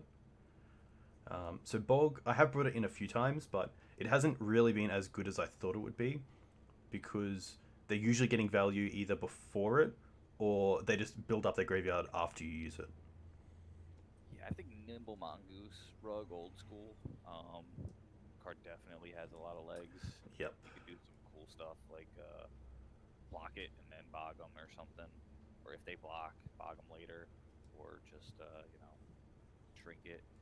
It is another tap to add. I'd probably use it as a tap to add. Like if that was my only land drop that turn and it wasn't like turn 12, I'd probably just have an ETB tap land that pretty much is colorless, which can be good against Delver, but it's situational. It's kind of like the Oko, where like there is a school of thought too of like, hey, why don't you play Oko be on the main, or sorry, if you're on the play, because turn 2 Oko, go mana dork, bam, Oko, like that could be really good too. So I feel like that's one of the issues with Delver too. It's just like there's so many hands and how they're gonna play out. If they go turn 1, if you go turn 1 Dork, they go turn 1 Delver, then you go turn 2 Oko, and then they flip Delver. Like I still feel ahead, but I don't feel quite as good. They might just be able to bolt the Oko and attack it. And yeah, it's gained 6 life. But it's also, then you have this blue source. I think you boarded it out. It's, I do get a good amount of reps, but I don't have like enough reps where, you have that friend that you're playing in person. You play like 20 games in a row and all right, I get it. Because of quarantine, I can't do that. Yeah, okay. Little fun tip with Bojuka Bog is that because it's an ETB, you can wasteland your own Bojuka Bog and then play it with Ramanap to get the extra ETB effect. Hashtag Maverick plays. That's come up. For sure in some weird matchups. Not common, but yeah. Yeah, definitely. It's same with Caracas. I haven't been able to do it yet, but I would love to like return like a Grizzlebrand, wasteland it, return it with Excavator, return something else, and just get that sort of like that double Caracas turn. But that's still on the bucket list. Xbox achievement unlocked. Yeah. Okay, what if we move to the third and final build, which is the spicy build, which already we can see probably the big card that's the talking point here, which I will let you introduce. So, Sylvan Library. No. Yeah. Okay, so there's this card in Legacy. I don't know if you've heard of it. You can stop. Have you heard of Brainstorm? Let me quickly read it. Draw 3 cards and put 2 back on. Oh, okay. Interesting. There's this trick with Brainstorm. See, you put 2 cards back you didn't want, and then you crack a fetch land. Those 2 cards are gone. Oh, wow. That's like a recall. Yes. Combo, man. Damn. So, here's kind of what happened. I played a number of games with the Mystic, and it felt clunky. It felt felt powerful, but it felt like there was too much mana necessary for me to function as often as I'd like, especially when the decks were disruptive like Delver. And it's not a bad build. And then I went to bed kind of like, man, like I need more 1-drops, and I'm having these turns where I have all these 3-drops, and I don't have a 1-drop or 2-drop to mix in with it later. I'm having a lot of dead draws that I don't know what to do with them. And man, like this Once Upon a Time card, it's awesome, but like it's inconsistent, and plus I really want to run Oko and I really want to run Pun. So I thought deep, and I dug deep into the Gatherer website and found this card called Brainstorm. Yeah, I am impressed. This is a very small sample, but I'm 12 and 5 so far on this build. I think it's been exactly this build. Maybe something slightly different, but like, yeah, I think maybe I was playing like a 4 Thalia and a second Night of Autumn or something. So Veil was good, but it was awkward. I kind of go back and forth between Veil and Meddling Mage depending on the meta. Okay.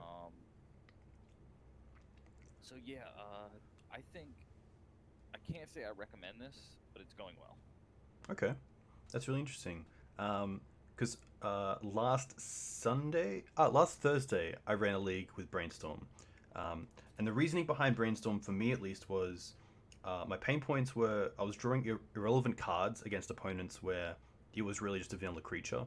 So things like drawing Gadoktik against like a fair creature deck, or Collector Oof against a deck that just doesn't run artifacts. Where it's okay as a 2/2 beater, but you really want something better. And the other one was just drawing into removal and trying to find removal a lot faster because we don't have great ways to find swords or punishing fire. And the third one was really just not having control over the top of my deck and just drawing 4 lands in a row, which happens because we're not playing a deck with Brainstorm or Ponder. Sylvan Library can help, but you don't always have it. So Brainstorm seemed really good because it allowed me to have more control over the power of my hand.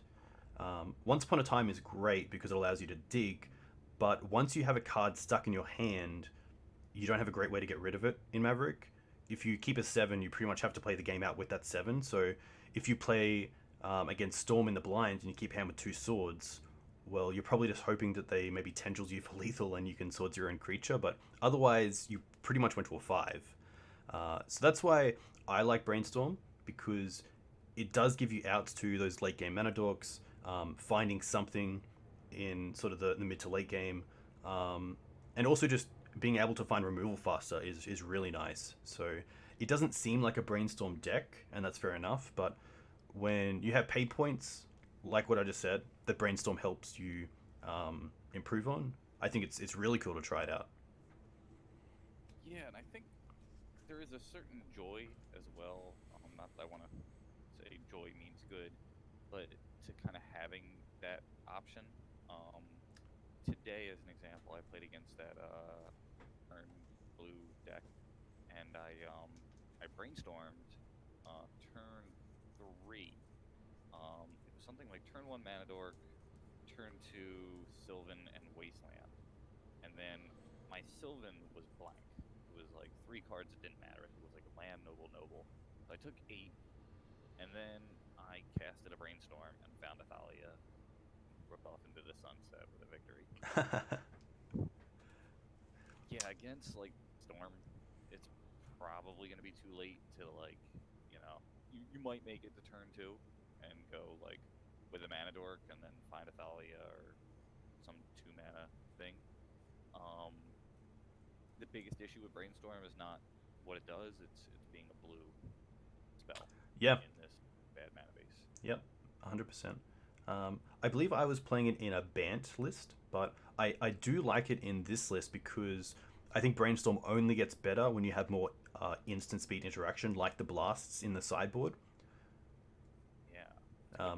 Because otherwise, it's really Swords to Plowshares and Bant or untap and do your own thing. You're not really maximizing the power of Brainstorm because you want to also be able to improve your hand to work on your opponent's turn as well.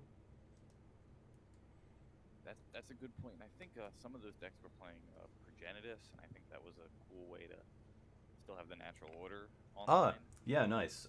Bant, yeah, natural order has seen a big comeback, which is also pretty tough to deal with because Progenitus isn't the easiest card to play around. But luckily, one of the strategies that I found against them was just to beat down as fast as possible and make them block your questing beast with Progenitus. That was sweet. The Mystic's actually not too bad against that either, because Batterskull is an 8 life point swing, and that's a 10 life point swing, so you can Oh, yeah. parallel it. Yeah, that's very true. I didn't think of that. So I won a few games that way. Let's talk about Corso Kruphix. Yeah, so the 3 Sylvan Library, I've always liked this card in theory. And with 3 Sylvan Library against, okay, so like if you're playing in Delver, you're probably not going to have a Corso Kruphix and a Sylvan Library sitting in a game that's close. You probably won that game. Maybe not, but in a deck or in a matchup like Vial decks or Control decks or Merfolk or something like that, it's where it's a beatdown deck, but it's not as like disruptive, remove all your stuff kind of deck. That life gain really becomes relevant. The manipulation and of course, brainstorm. You maybe draw 2 cards, put 1 back. The information that you give your opponent can be crucial, can hurt you. But I think in this version of the deck, I have sought Corso of Kruphix more than Excavator, and sometimes overnight for sure. Most often it's night you go Green Sun, but that has been like the best possible answer that I could come up with to work with the Sylvan and to gain me some life and to also like stonewall something. Yeah, that's really nice. Especially as a 2/4 body. Not being able to be bolted is a pretty nice tick. Yeah. I do also like that with Sylvan Library, if you're playing a land off it, with Corso Kruphix, you're pretty much gaining 5 life because you're not paying 4 for that extra card. Yeah, that's a good way to think about it. And also, in these like matchups, you might not think about it, but if you take 3 damage from like a fetch land, like from fetching the whole game, like this actually makes your fetch lands make you take 0. Yeah, exactly. Yeah. So it has some strange advantages to it. I think there was a burn matchup where I ran away with the game. It was close because of this. Yeah, one thing as well with just the incremental life gain is it's really important against decks like Delver, where say if you're on 15, then Delver of course is a 5-turn clock. But if you can increase that by even just 1 or 2 turns, then you can hopefully use that to draw into the removal you need for that Delver. Yeah, like there's, definitely there's going to be times where you play Courser and it's just a bad 2 for it. But there are moments like that where it's, it's card advantage, life gain, and not a bad body. So I can't say I'm completely sold on it, but in this grindier metagame, I've really liked it. Yeah, nice. How does it interact with Brainstorm? Do you have to show the 3 cards that you're drawing? And the 4th card that you didn't draw yet. Ah, interesting. Okay, yeah, that's cool. Yeah, same with Sylvan. Huh. So, yeah, while you have those cards in your hand, you'll see something like a Scavenging Ooze just hanging out at the bottom. Interesting. Okay. Yeah, so I mean, it could work to your advantage a little bit, but I think it probably more plays into your opponent, knowing what's going on. Yep. Yeah. Okay. Yeah, it's really interesting. But if that's what's happening and you're like putting lands on top, like you're probably coming out on top of that transaction. And I would say definitely. Yeah. Yeah. Exactly. One reason I like this list as well is you've stuck with the 6 mana dorks, which just allows you to power out these 3 drops on earliest turn 2. Yeah, Brainstorm has helped, like if I don't have to fetch a blue, if I can use a blue off a mana dork, that feels nice. Certainly there are times where the same issue happens where it feels anemic. And there's also, I want to say, in Maverick, I'm used to just I don't even need these lands, but I'm playing them from my hand anyway. I think now that Brainstorm is a possible draw, I probably need to train myself to be like, I'm just gonna keep at least one land at the end of the game, like at the end, super late. Just keep a land if I don't need to hit a land drop and do punt loops or something like that. Yeah, exactly. One thing I like about this as well is that usually Brainstorm is considered really nice with fetch lands, but we also have access to shuffle effects in Night and Green Suns, which is great. So I don't think getting Brainstorm locked is really going to be an issue for this deck, which is nice. Yeah, I think the big thing that I'm learning though, and you have more Brainstorm experience than me, is like, when is that turn one Brainstorm okay? And is it you're on the blind? If you're against Storm, I think a turn one Brainstorm is like that might just be your play. But if you're against Delver, is it that urgent that you like kept the end of their turn brainstormed, or when is it that urgent? Like that game feel. I got to admit, I'm kind of a novice with the card, and I don't think I've developed as a player in that way. I think you have a better grip on that than I do. Okay.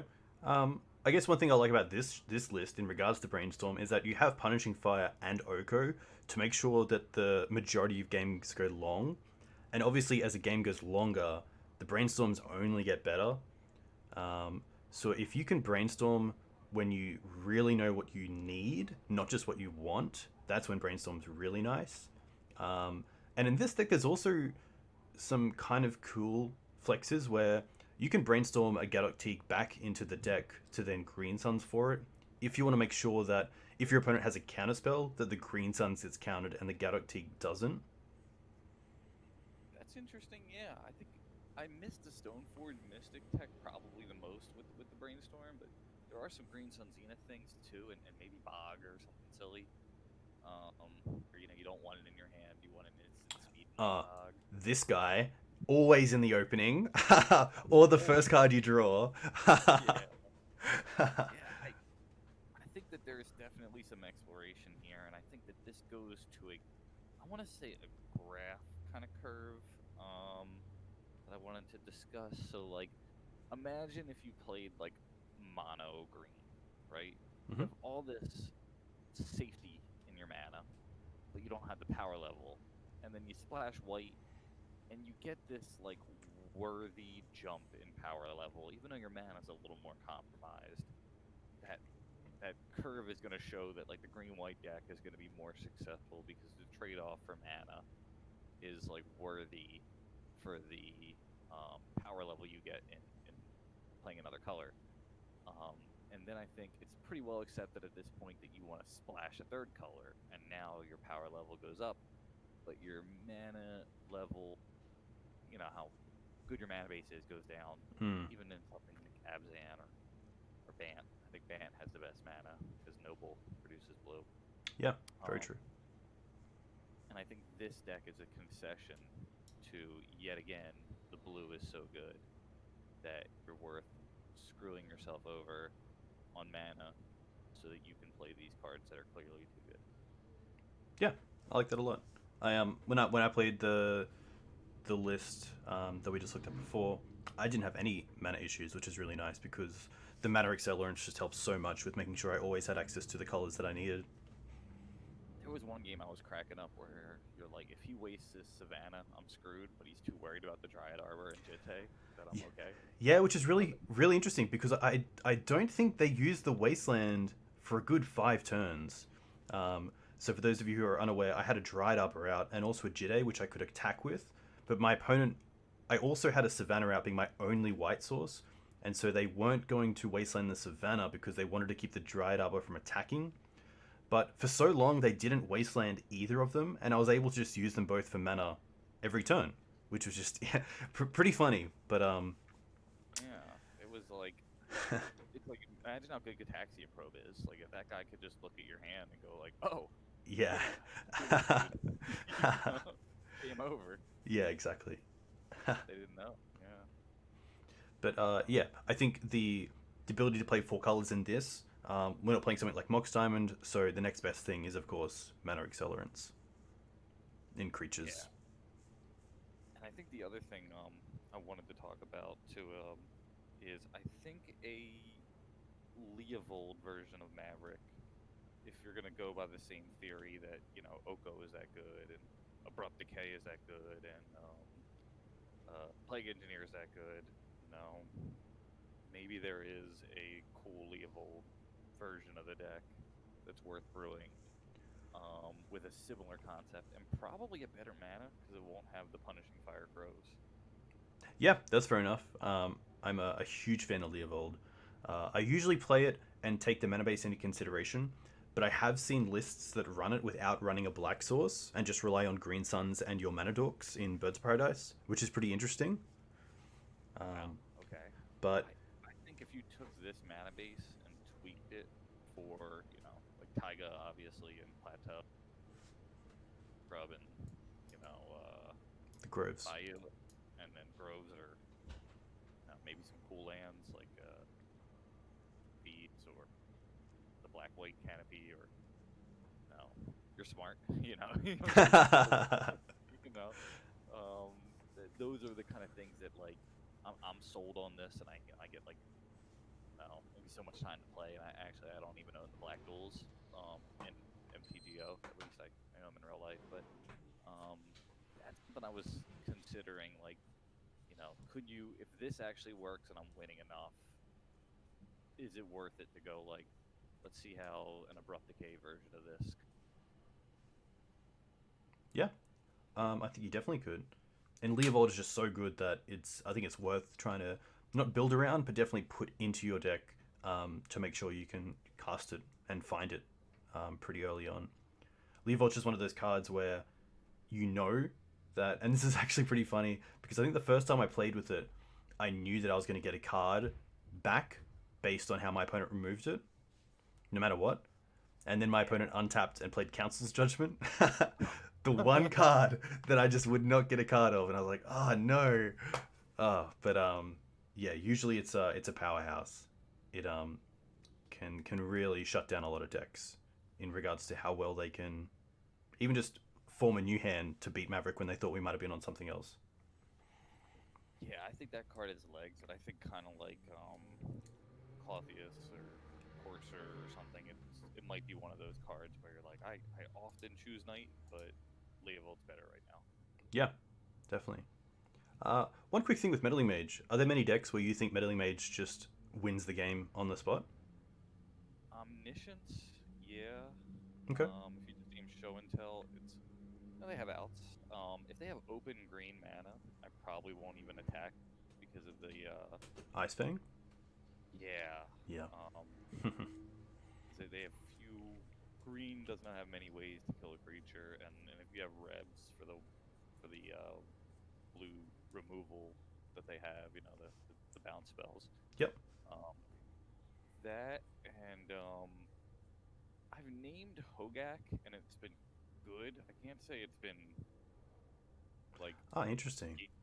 yeah, it's not bad. I mean, clearly you want ley lines, but I've named what's it called, Burning Wish. Been really solid. Okay. Yeah. Doomsday seems really good. Yeah, that's the one. Especially if they Doomsday and then you are lucky enough to untap. Like I think you pretty much win on the spot. Yeah, because I assume you just named Thassa's Oracle and they can't really do anything unless they kept removal in their 5. What an asshole.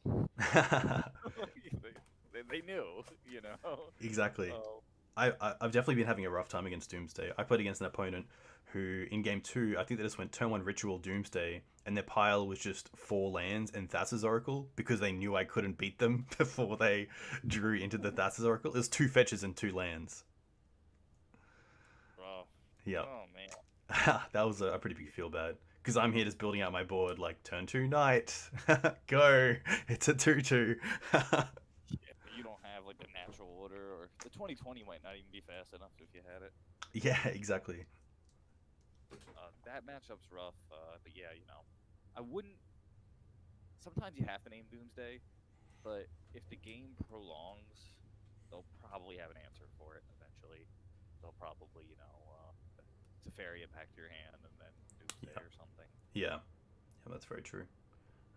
Another deck that's been popping up recently is Cephalid Breakfast, Yeah, which, that's this is worth bringing in, but again, they have like 2 or 3 ways to do that stupidly. yeah, exactly. Like, I guess you can name Dread Return, but then they can still win on a pretty fair axis as well of just attacking. Um, I know that some lists have been moving into like a Stoneblade kind of shell where they bring in True Names and Stoneforge Mystic. That's that's a tough one. And then same with like a Lauren or Food Chain. They have other ways like this card's great, bring it in for sure, but it's not like their only way of winning. Yeah, yeah, exactly. Especially Food Chain, that is pretty much a mid-range deck with a combo finish. The lands deck, I think this is one of the best places it shines. Now mind you, it's going to be hard to get blue white. Yeah, that's very true. Also, would you bring this in against elves? And if so, what would you name?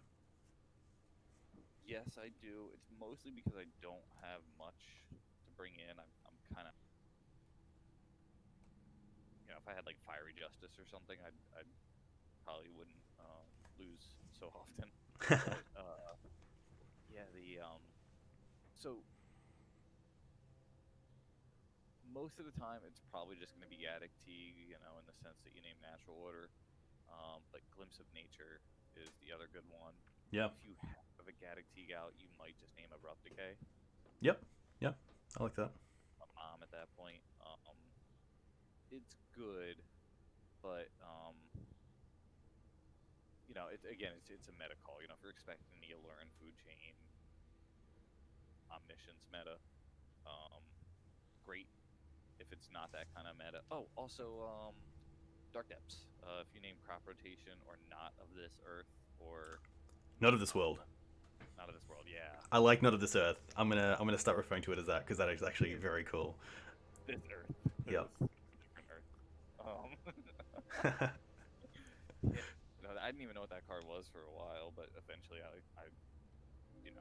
hit by it, and I'm like, all right, so that's another one where you're like, if I play this now, then that's the only card that would actually stop my Wasteland or rather my Kruphix. So Yeah, very true. Okay. One interesting thing about Depths is that Veil of Summer is pretty good against some of their hand disruption, but Not of this world also counters the spell. So if you go Swords to Plowshares your guy, and they go Not of this world to counter the sword, you can then cast Veil of Summer, and your Swords wait, to Plowshares can't be countered. whoa. Yeah, very cool. I saw that. Control can't be countered. Period. Yeah. Yes. Wow. It's not. Yeah. You know what? It's hit my red elemental blast before, which was weird as shit to me. Ah. Yeah. So Yeah. that makes sense. He's not blue's not the only counter. Yeah, I learned that the hard way against Bryant Cook when he was on Tess. I think I was playing Loam, and I played like a turn one Chalice for 0 on the draw, and then he untapped, played Veil of Summer, just main phase, and I was like, what is he doing? And then just played out all his Lotus Petals and LEDs because they can no longer be countered by the Chalice. Wow. And I was like, whoa, this card is good. Yeah, it is. That is awesome. Yeah. Yeah. That's another reason why I don't usually bother to beat the storm decks, because like I've seen people go like, I'm gonna keep a hand with like Leyline, and they mull to 5, and then just some disenchant spell happens, and then they die. Yeah, okay. That's fair. It's like, but if that's the metagame, like if there really are just that many graveyard decks, do it for sure. And I think if you play black, there's a better reason for it too, because you can actually do something with Leyline. But in this deck, like I have like 2 Birds of Paradise and a Bog, so if I draw it, I'm in some big trouble. Yeah, that's fair enough. How does Veil change the way that you play out your games? Um, does it keep you off curve sometimes, or does it stop you from like turn one Noble into turn two Knight? Would you rather do something like a turn two drop and also keep up Veil? Um, so if it were Storm, I keep it up. But beyond that, I I play aggressive, and I feel like sometimes you can't wait against depths. Like they're just gonna kill you. Yeah, definitely. So like you're better off just if you have it, you have it. And here's night. Maybe I'll draw another night and Veil of Summer. If you spend 2 mana to kill my night, then that's 2 mana spent not actually ending the game. Yeah, that's very true.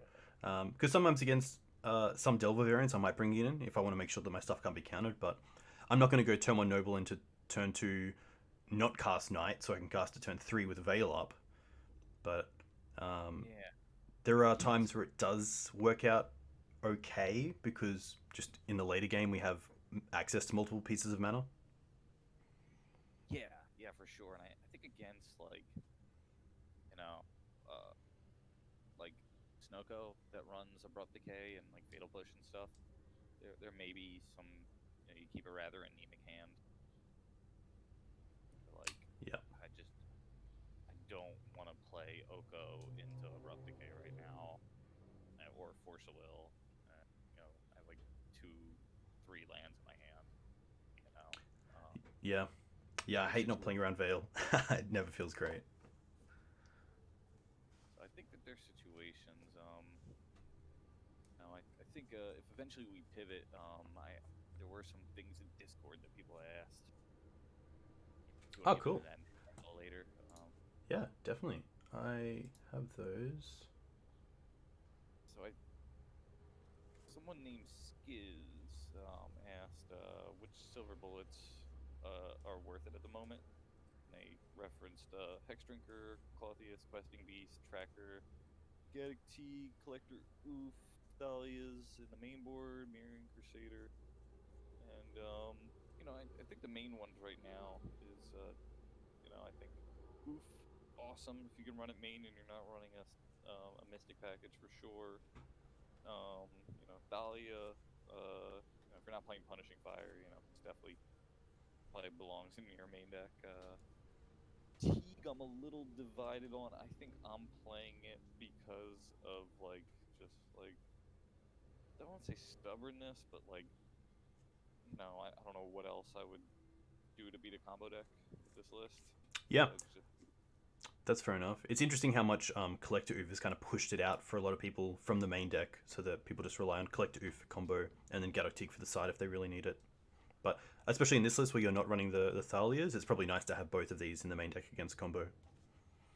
Yeah, it's like a something kind of card. It just don't feel like totally naked. I think Kloyths is great, but I haven't been too hot on Beast or Hex Drinker or Crusader. How about you? I've run a few lists with Crusader, which I really enjoyed. Really just a meta call, and when Crusader is good, it's really good. It's kind of like a true name nemesis against some decks. But it's a little bit tough because against RUG, they do have access to more bolts and more chain lightnings now with Dreadhorde. But against some of the Oko decks, Mirren's just really hard to beat on. Especially when you have Noble Hierarch and other exalted creatures, you can be attacking for more than just the 4 damage a turn, which is nice. Hexdrink is really nice, especially in the Cradle versions, because if you go turn 1 Noble Hierarch, you can then create a 4/4 Hexdrinker on turn 2 with Cradle, because you can play the Hexdrinker, play Cradle, and then you have access to 3 mana straight away. And to be fair, Hexdrinker has won me a fair amount of games as just a 4/4 or a 6/6, but a lot of the time Oko is dealing with it before I can get it to its ultimate of having protection from everything. And then just the other advantage is that it's a cheap Green Sun's threat, which is kind of nice. Yeah, I referred it to like a fatty on layaway, where like you want to use mana to get the fatty, but you can't afford a fatty now. Yeah. Green for 1, and then next turn you have stuff to do with your mana. Yeah, exactly. If you're running Cradle, you're most likely running a version with Mother of Runes, which allows you to protect the Hexdrinker in response to removal, because if you put 2 mana into Hexdrinker and then you go to put your 3rd into it and they just Swords to Plowshares it feels really bad. It feels pretty terrible. We've all been there, or Bolt or something. Yeah, but the mirrored lists usually are just a green-white list. I did play it in green-white-black for a little bit, but you need a great reason to play non-green creatures in a Green Sun Zenith list, because by playing the 2 Mirrors, I'm not playing 2 more Bullets, which I would have 5 copies of with Green Suns. That's a good point. Yeah, you know, those slots are definitely meta call slots, and if it's good there, it's good there.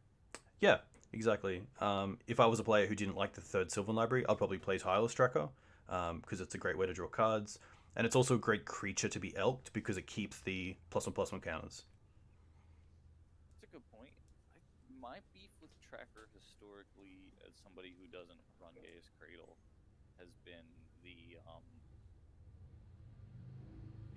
ability to actually use the clues if I'm fortunate enough to collect them. Yeah. If I get enough clues, a lot of times, especially with Punishing Fire, Stoneforge Mystic, I kind of plunk E on my mana to be like 2 mana draw a card and get a counter if I still kept it around is worth it. Yeah, that's very true.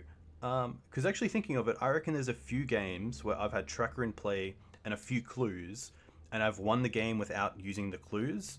And in that case, it's like, why wouldn't I have just got a Knight, which has a little bit more flexibility, because I can, get Wastelands or Crackers or something, and it's still a beta that would have got me there without these extra draw effects, which I don't obviously need.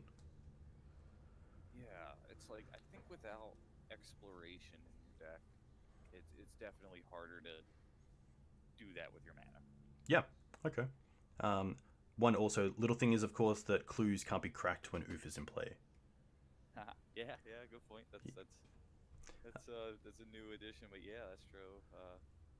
Questing Beast, I think, is an amazing card, but I just think it's since I'm on this blue trip, it's just got eked out by the other cards. If I didn't play blue, I'd be playing a Questing Beast. Yeah, Beast has been pretty fun. I've done some pretty cool things on stream, and the haste is actually really nice. That's probably the best bit of it. I agree. Yeah, what a card. Yeah. You said Gaea's Cradle, yes or no? Since I'm not running Mom, and since this Manabase is greedy, I can't afford it. But maybe another Maverick decks, it's still worth it. Yeah, that's fair. I'm probably a little bit off it at the moment because of all the decks that punish you for going wide. A lot of the time, the Cradle isn't tapping for mana for me, unfortunately, because there aren't any creatures in play.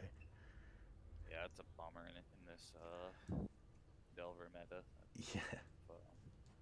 He asked about the Dark Depths combo. I think it's just a meta call.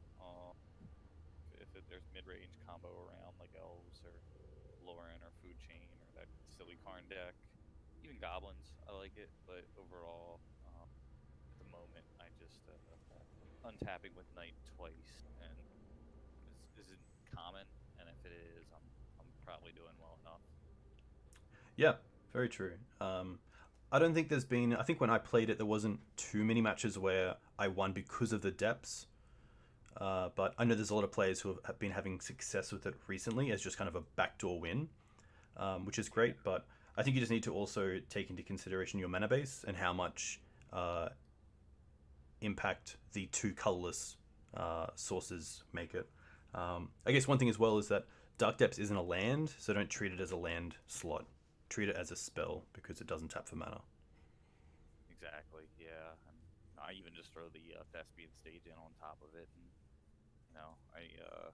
I've been using this word a lot. I don't want to overuse it, but it's definitely anemic where you have one and not the other. It's not a great depths deck, but there are moments where depths is great in the meta. Yeah, very true. The last one I've seen, Raytheon. Currently, green, white, red splash is red for Pun, Kloyths, and Blast. Are there any other cards that could be worth testing in the future? So, definitely give a nod to Fiery Justice. A Johnny Vengeant is. Oof, there we go. Yeah. Cindervines won me a big, got me to, top 4 in a big event, playing against Breach. Yeah, that's awesome. Also a great out to back to basics because it's already on the field. Yeah, that too. I think the Breach meta, it was awesome. Now I think it's just like a meta call, and it's very flexible. And if you're one of those people who likes just kind of having 1 or 2 of something, I think that's a fine 1 or 2 or something. Yeah. Wear Tear in some weird meta where enchantments and artifacts are abundant. You know, both at the same time is probably good. Blazing Volley and Flame Tongue Kavoo, which is probably worse than Palace Jailer at this point, but definitely a card I've like considered. Yeah, that's cool. So I don't know how much more time you want to put on this. I have some charts and graphs, but maybe we could save that for another day, or if you want to go through it, that's cool too. Yeah, definitely. Do you want to share your screen in Discord, and then I'll just bring up that on the screen. How this works? Am I Nice. live or not? Nice. You see me? Yes. Yes. Cool. Okay. You might just want to mute me. You might just want to mute me because I can hear you. because I can hear you. I can hear me. Sorry. I can hear me. Sorry. Oh. You want me to mute you? Yeah. Yeah. I am Neanderthal, so I will try. No, all good. No, all good. I believe. What if you just don't talk? Does that work, or does it still echo? That's perfect. That's perfect. Okay. All right. So, the list here, Punishing Oko Mav, and I have this list here, Punishing Valiant Mav. So I'm gonna pull up this chart. This is top decked, by the way. Not using them. I highly recommend it. But these charts and graphs are pretty nice. Oh, sorry. Sorry. I can only see your can Discord. only see your Discord. Oh, Not your other windows. Not your other windows.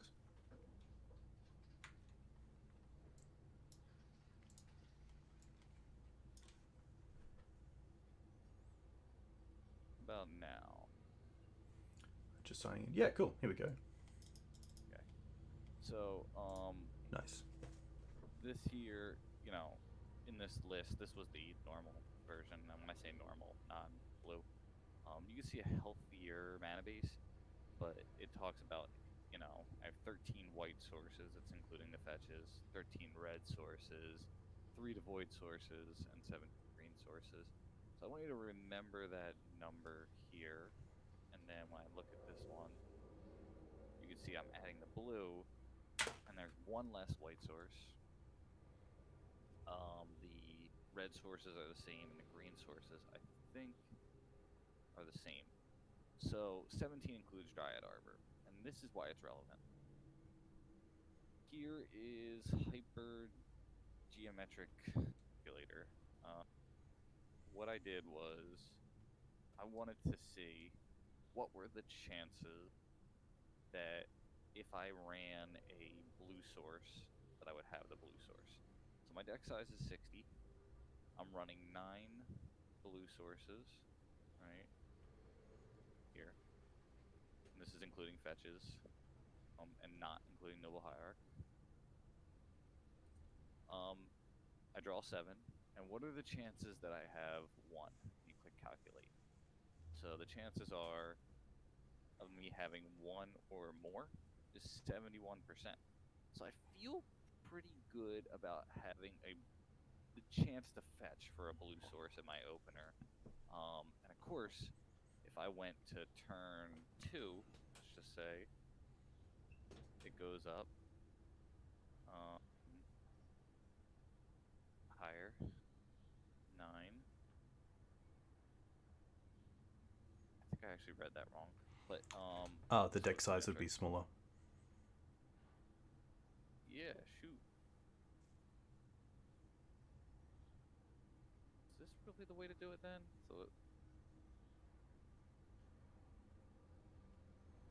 Or you know what? I think it is weird. I should have thought of that before, but I'm wondering if it's turning that into 61. So that's 1 or more, right? This here. So anyway, this is a useful tool in kind of testing what you're doing. This here is multivariate intersect. In other words, the example that I drew here was I have 16 green sources in my deck. So it says 17, but it's counting Dryad Arbor, and I don't want to count Dryad Arbor. And I have 12 copies of turn 1 accelerants, or turn 1. I think that's right. It was 6 uh, uh, 6 mana dorks and 4 green sun Zenith. So I'm going to turn that number into 10. So I have 16 green sources and I have 10 mana accelerants. What are the chances that I have a hand that's going to give me a mana accelerant and a green? And 65. So I think that when you think about pitching a hand that doesn't necessarily offer you a turn 1 play, that's going to be, a 65 to 45 ratio. I think with this list in particular, you're probably going to have to keep some hands that don't have turn 1 plays. If you count Brainstorm and Swords to Plowshares as turn 1 plays, then yeah, this really does shoot up. But these are the types of numbers that I think, as a community, I want to start referencing a little bit more. I don't want to spend too much time on this. This is the Legacy metagame currently today. And when you look at a deck like Elves, it's number 4, but it's 5% of the meta, which means that I have like a 1 in 20 chance of seeing it. Is it really worth me throwing in cards to just beat this Elves deck?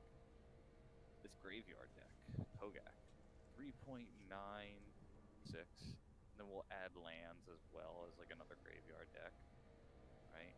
3.96 and 3.47, so we'll say 4 plus 3.5. That's 7% of the meta. Is that worth 4 slots in your deck to specifically beat grave decks? I think if you play black, Leyline might just work out for you. These numbers aren't perfect, but those are the types of considerations I'm trying to make. And that's why I think you'll see me kind of go like, hey Mark, why can't you beat turn 1 combo that's reanimate Storm? And it's like, there's one Bryant Cook, like, there he is. Probably there 3 times, And the last one I'll say is, for those of you playing Once Upon a Time, please look this up. Such a great resource. So that's where I'll stop on that. But there's definitely a lot of things that I think maybe in another write-up of mine or another collaboration, we could probably talk more about the numbers and probability and what is theoretically correct to do. Yeah, that's really cool. I'm a huge fan of that. What are your feelings currently on Once Upon a Time? So I think if you're not playing the red version, I can't argue with success. That guy Achilles, I think, is one of the driving forces on that. Yeah, definitely. Yeah, you got to respect the results. And every time I talk to him, he seems like a reasonable, smart person. So I definitely want to give him credit on that. I don't think it's great for my list, but I do think it has legs in other lists. I think if you ban some card, that might be the card that actually swings back and gets more play. Kind of like the way Oko wasn't that big of a deal when that Breach deck was around. It was played, but once Breach got banned, just kind of became the standout in the form. Yeah, exactly. I think Maverick definitely has a strong suit in consistency. That's one of the big drivers of why it is a really good fair deck. And I think that Once Upon a Time only adds to that consistency of allowing you to keep some probably risky hands where you can find the extra maybe mana source in the top 5 or the mana dork that you needed to accelerate, or the threat that you wanted to kind of make sure that your hand had some acceleration and then also something to actually do with that acceleration. Yeah, I totally agree. I think the potential that if that card just always started in your hand and you didn't have a chance to draw it, it's a no-brainer. But Mark, it's always there. It should be. You go back to that calculator and yeah. take Yeah. a look at what are the chances that's in my hand. But yeah, those are the tools that I think people ought to consider using if they're going to get more into the brew, and then they're going to ask you things like, what is the maximum number of creatures I should be running with Thalia, or minimum number of creatures, or is 3 once upon a time better than 4? And I really think that you want to at least have some sort of seemingly scientific reason for why you're going with what you're going, even if it's wrong, at least. Back it up with reasoning, and most people should understand why. Yes, and Yeah. I think in this, especially at the higher levels, you got to at least be thinking theoretically, because like I said today, like me and you would have made different choices in boarding, but I think some of the choices that you made that I wouldn't have made, and I have more reps with that list than you do, I think they worked out for you. I'm not gonna say, oh, I'm the authority on this because I waste my life playing pun map all the time, but your experiences and Twitch and other things, and I kind of thought like, hey, maybe that mana dork was a smart idea. Dude, it's like 4 mana turn 12. It might be okay. Yeah, I think that's probably the best part of Magic, is seeing how other people play kind of with the same cards, because it definitely comes down to past experience, and maybe you're more worried about a card than I am, or I'm more worried about a card post board than you are. But at least I think the greatest thing about streaming and showing how you sideboard is showing why you sideboard, because a lot of the times you might see a sideboard guide where it's like, take out these, put in these, take out these, put in these, and it doesn't really explain why. And I think some players can get a little bit caught up in that, because they bring these cards in, but they're not really sure what their role is. And then when a few cards change in that list, and then the list they're playing against, they don't understand that you have to mess up and do it wrong and go, why am I playing this card a few times to learn? It's like asking somebody to like do math for you. Eventually, it's like you're on your own. You got to figure this out. Yeah, no, exactly. It's all part of the game, which is nice. Don't be a jerk. Big two. Yeah. All right. Streaming. Don't be a jerk. Where can people find you online? So currently, really just Discord. I think I'm kind of just more in the love of it at this point. I want to promote the things you're doing. I want to promote the things other people in the scene are doing, and I'm lucky. I got a good job. I'm doing okay. If I ever really get on Twitch and get serious, I'm probably gonna have a please don't subscribe, just be nice That's cool. policy. Yeah, not that I think you or anybody need it. It's not like that, but I feel like the momentum that you're building, and I want to say the head start that you had. I want people like yourself and other people to grow that. So Thanks. best That's really place to nice. find out. Yeah, best place to find me is Discord, and support the Green Sun Zenith, and support your Twitch. That's what I want. Cool. Well, thank you very much for coming on. This was very insightful, and I think a lot of people are really going to enjoy it. I hope so, and if nothing else, I enjoyed it. Cool. So I think next week I'm going to get Achilles on, which is cool, to discuss. Yeah. He's obviously done pretty well with Green-White Maverick, but recently has been doing really well with Green-White-Black Maverick. So that should be pretty fun to go over and kind of dive into some of his insights with the deck, because he, of course, does have some pretty good finishes. Mark, I'm pretty sure you've had 4 5-0s this past month. Is that correct? 5. 5. Okay, 5 trophies. Damn. I'm here with the 4 1s and 3 2s. I need to up my game. It's just it's repetition, but also like I can tell you, man, like when you play 5 games in a row, you're not as sharp as when you play like 1 game, and then you go like watch a YouTube video, drink a coffee, respond to a friend, and then go, let's play another. Yeah, that's true. Not as sharp, I think. Nice. All right. Well, enjoy your weekend. Thank you again. And of course, if anyone has any questions for Mark, you can find him on Discord, or also on the comment section of where this will be in the Green Sun Zenith. Awesome. I'll be there. Nice. All right. Thanks, Mark. Yeah, you as well. Thank you. Bye.